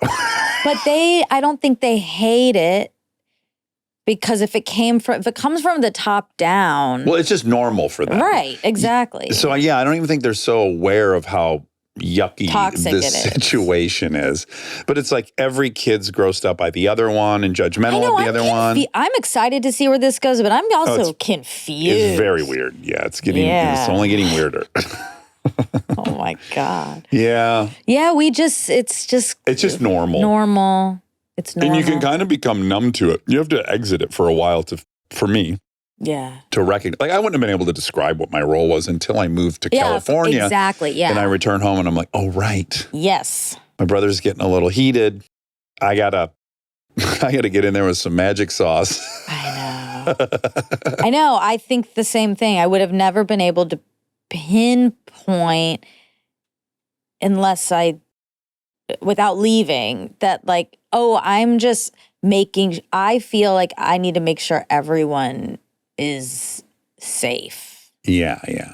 I would never have been able to put 2 and 2 together about that. Right. Without So you feel while being yourself. in it. Yeah. It's also a great gift, I'll add. Because I think of how much my relationship with my brother has played out in my professional life. Like Ashton's a great example. Bill Gates is a great example. There's been these folks that I can weirdly be beta because it's implicit that I'm beta with my older brother. Like I grew up that way. Yep. I'm a bit like Delta though. I'm also kind of, I'll fight. But like, are you beta? Let's just say I've learned how to flatter people that are above me.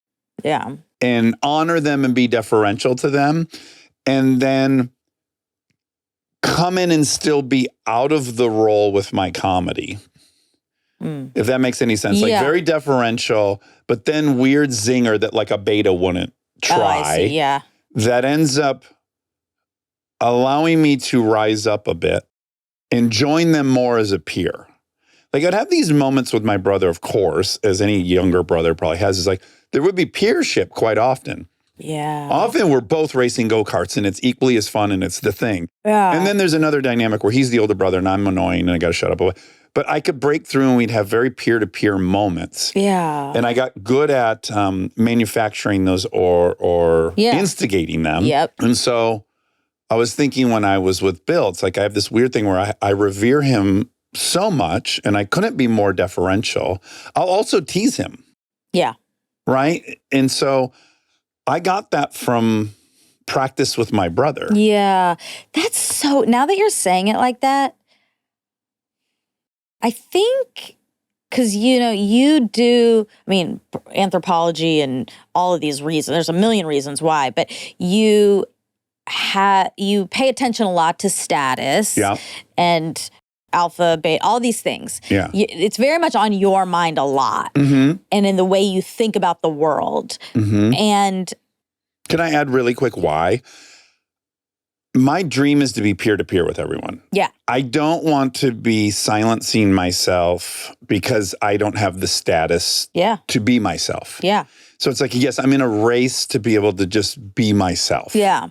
No, yeah. Yeah. But I think that's weirdly because you are a younger sibling. Like, I don't have that. Yeah, you were built-in alpha. Right. But I don't think, I'm not Well, you were, thinking though. about that ever, though. Right. And I'm never thinking like, oh, I'm never, it's not even a part of my processes. But can I say one thing I can observe about you? Yeah. When you aren't, Yeah. when you're in a very rigid status structure and you're not equal, it really rubs you the wrong way. That's an interesting question. So I don't know if you know why it's so uncomfortable to you, but I think that's why. Is you just had baseline, you were the alpha, you were older, Mm-hmm. and then you get in these situations where people have much higher status than you, and you're like, oh, what the fuck is this? But, well, depends because it might, I don't know what you're referring to. You can tell me. I'm happy to hear it.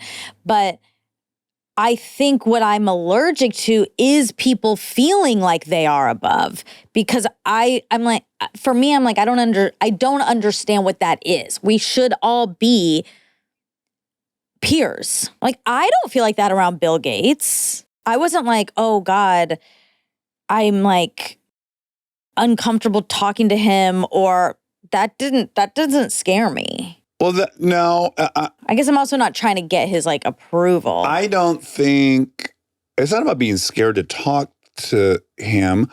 You recognize he has earned the right to take up the most space.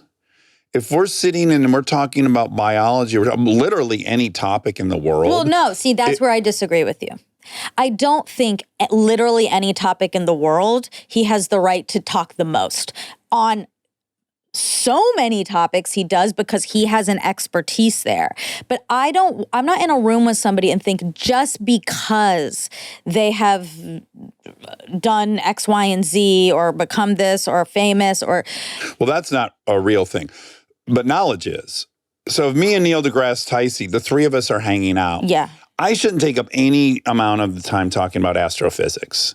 It's No, exactly. ridiculous because that's his thing. That's his thing. And Bill, uniquely, you and I can't cover it. There's maybe one or two 100% topics. if him and I are talking about his tie that was on the floor, his Tom Ford tie, Yeah. I am more than happy That's to right. take up space in that conversation. That's right. And Yeah. that's one you have, and we could count them. I might have automotive knowledge over him. Yeah, great. But in general, you and I aren't going to be around anybody ever who has a more comprehensive knowledge of all things like that man. You and I are going to have a couple of things. Sure. When you and I meet a normal person, it's very equal.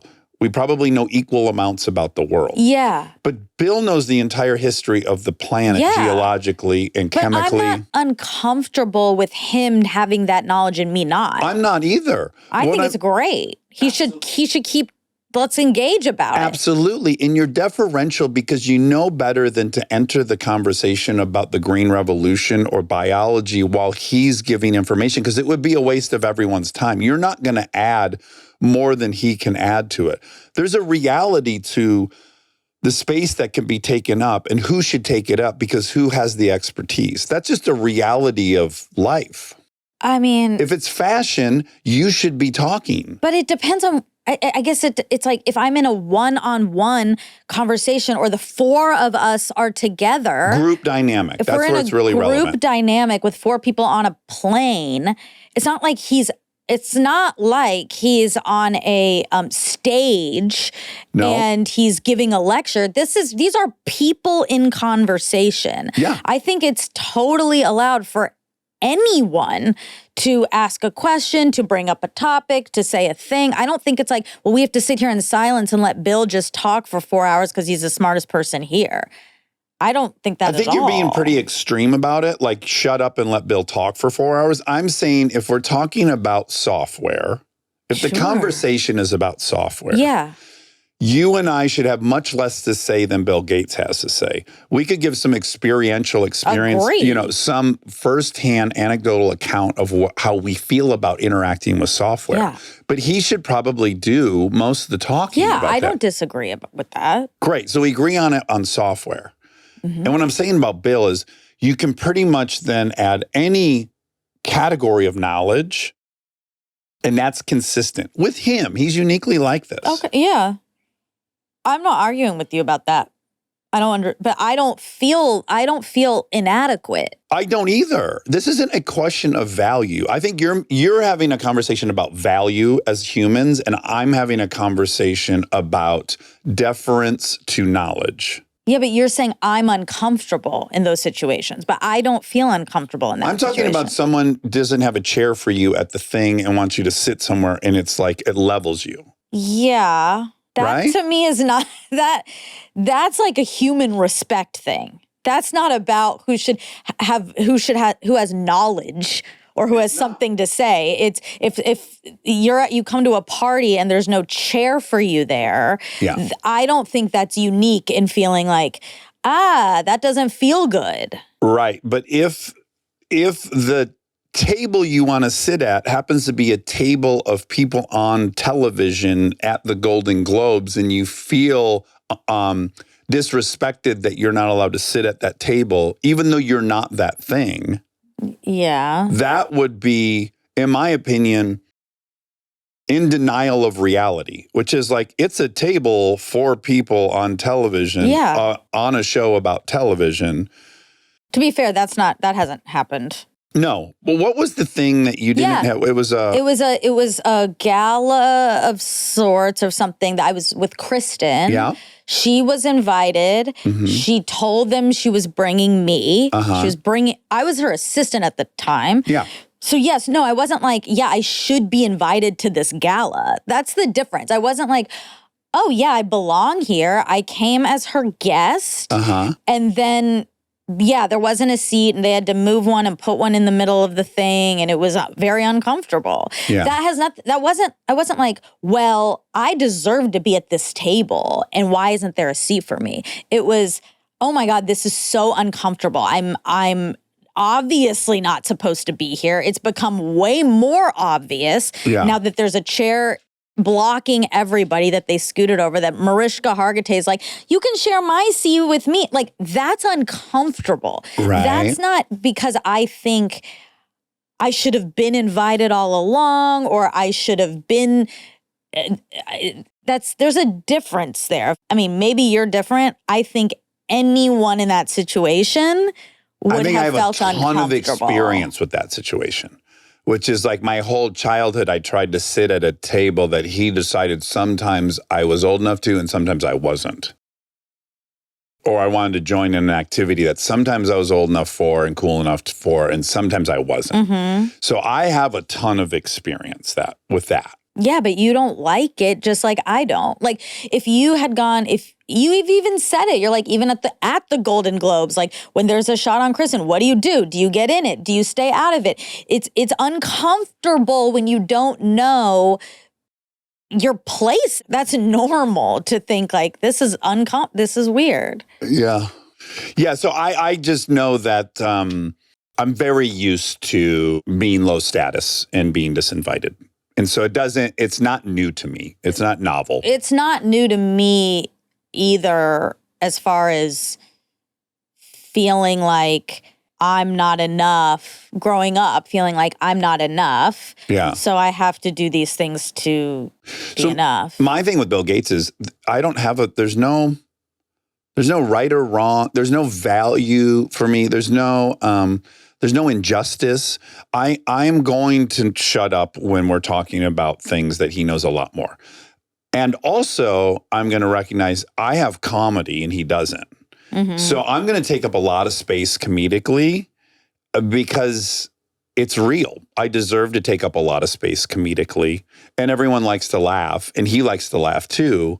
And so I know what zone I should be being a tall poppy in. And I know which ones I shouldn't. Right. And I think that's a good skill set for people to have. Yeah.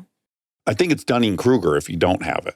I think if you think you should be educating Bill on software or any other topic, mostly. Yeah. I mean, I don't know anyone I don't think anyone would do that. A lot of people don't recognize that you should evaluate whether you're adding value to something. Sure. Of course. Well, I don't know, of course. Like, if it's just everyone has the right to talk equal amounts in all situations. Well, part of it is social awareness. There's social awareness. That's what I'm arguing for. I happen to be framing it in status because that is a big elephant in the room in social awareness. If you are 3 months into the job and you're at the board meeting and you're going to take up all the time when the CEO's been doing it for 25 years, that is... you're blind to the reality of that situation. And I don't think it's wrong that some people take up more space at times than others. I don't think everyone's entitled to equal space. Maybe that's the underbelly of what I'm rejecting about your argument, is that everyone deserves equal space at all times. Well, when did I say that? Well, you're saying I'm going to talk, everyone should talk the same. There shouldn't be I didn't say the same. Okay. I said everyone should be able to, in a conversation, provide a question, an anecdote, not be afraid to talk. I don't think people should be afraid to talk. No. Do I think you should know when in any conversation you're having with anyone, doesn't matter status, doesn't matter anything, if you're the only one talking, if you're making everything about yourself, that you don't have social awareness, that's a big problem for people. Yeah. But the status element of that is to me irrelevant. It's understanding a social dynamic when you're in it and being able to read that. I think you and I often use words. We have different definitions for words, and then we keep bumping up against each other. Like, the way I use alpha is you have a very negative connotation of alpha. A lot of people do, yeah. Yeah, great. A ton of people do. I have a very anthropological definition of alpha and beta and all these things. And I think status for you is like, that's a negative word. Yeah, I think chasing it is leads people to be crazy. And I think what you're saying is popularity. No. Okay. So for me, status is not negative. It's a reality of social creatures. Yeah. It's not negative or positive. Yeah. It is the actual structure of social hierarchies. Yep, I agree. So it's like, it's not good or bad. It's a real thing that all social animals adhere to. And then in any given context, status is achieved in different ways. On a basketball court, it's one way. Totally. In an intellectual conversation with Bill Gates, it's that way. In a investors meeting, it's money. In some other domain, it's looks. Sure. Yeah. Yeah, all that's true. I agree. Yeah. I think status to me is problematic when you are chasing it and manipulating your way in. It's not by effort or prowess, but by manipulation. You want to be at the top of that totem pole. I think everyone should pursue status. I think your life is better the more status you have in any given situation. And I think what you should not do is misuse status.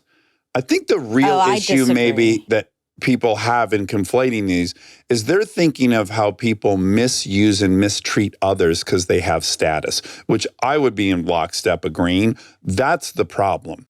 People being dismissive of people, not hearing people. That's a problem. Yeah, that's a problem. But there is a huge problem in social climbing.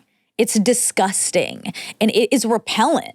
People who are around it. Are we disgusting for trying to be the #1 podcast? That's it. That's a skill. Yes, everything's a skill. If you want status in the Math 55 class at Harvard, you have to get the highest on the test. That will give you the status of smartest mathematician. No, what I'm speaking of for a lot of people now is followers. See, that's what I think you're always using status as popularity. I think that's why we fight. Well, in this world, it's connected. But status in the math class is the highest test. Status in the podcast world is your ranking. Yeah. And you should always try, that's what I'm saying. You should try to climb status. That means you're the best at the thing you're doing. You should try to be your best at what you're doing. I agree. Yeah. But I'm talking about and you should try to get to the top climbing. of the heap. That's a different beast. I don't think you should try to be the most popular person in your friendship group. Yeah, or in the world. Like Yeah. that's that you have the most followers or the most approval or the most likes or the Yeah. most famous friends I'm or the trying to most help us because I think when we're arguing so much, you think I'm making I'm in support of chasing popularity, right. and I'm not. Yeah. And I'm not talking alpha like you bark orders at people. Oh yeah, no, I I'm know talking that. about who in the room do you most trust to make the decision about X, Y, or Z. Yeah. That's alpha. And it can change in every context. I agree. When we had Allison on about conversation and we talked about group conversations, yes, she's like at any given moment somebody has the status. Yeah. But part of it is understanding everyone does have status in Yeah. different domains. That's Even right. when we talk about like a CEO or something. Yeah. I actually think it has to be you have to be very aware when you are the CEO or the person on top that everyone defers to you as having the most status because you're in charge. Yeah. But let's say you're talking about something very specific and probably you don't know as much as your employee or You have something. to police yourself a ton Yeah. if you have status to not presume status in all domains when you Yeah. don't have it. Yeah. And But allow when you other say people. chasing status is repugnant, like you and I would have, like we're totally crossing paths at that point. What? When you say chasing status is repugnant, Yeah. we're like totally crossing line. Like we're talking about completely different things. That's fine. Yeah. Okay, hold on. A couple of facts for Suzanne. Okay, sonic weapons. Sonic weapons affect. Can they affect the brain? Yes, acoustic weapons use sound waves to injure or incapacitate an opponent by emitting very loud noises that they can cause pain, nausea, dizziness, and even permanent hearing loss. You said you wanted one in the bathroom. To make me shit. Yeah. I basically had that today. You had a sonic boom? Well, I did 3 servings of Metamucil yesterday, spaced out throughout the day. Well, Were you constipated? I was underwhelmed with what I was getting. Yeah, me too. I almost prefer constipation to 40% output. I'm like more bothered by I 40%. get it, I I'm like, know. what is going on? I know. So I went really, really hard yesterday. Yeah. And then, I have a routine in the morning, as you know. Yep. But I was like mid-meditation. I'm like, am I going to have to quit my meditation? Wow. I'm like, no, you got to get through your meditation. But Oh. it was dicey. And then I'm like, there's no way I can journal through this. Wow. Yeah. Well, that's good. You fixed your problem. Yeah, and then we I- wouldn't recommend 3 servings of Metamucil. I think go by the kinda jar. do. No, go Yeah, I by think I the do. prescription amount on the jar. I might do 3 more today. I have very high status right now in evacuation. You do, because mine Just isn't today. going well today. Teddy Roosevelt did have asthma. As you said, he was a sickly boy. But cured by his time on the ranch. Exactly. And then I think his was psychosomatic.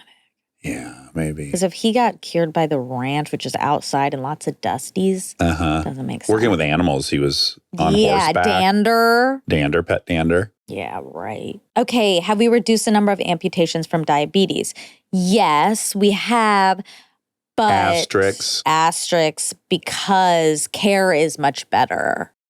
Right. For to catch before you're going to have an amputation. It doesn't mean we've done better really as far as Okay. lowering diabetes problems by diagnosing it more. This is like the death by gunshot data is misleading. Exactly.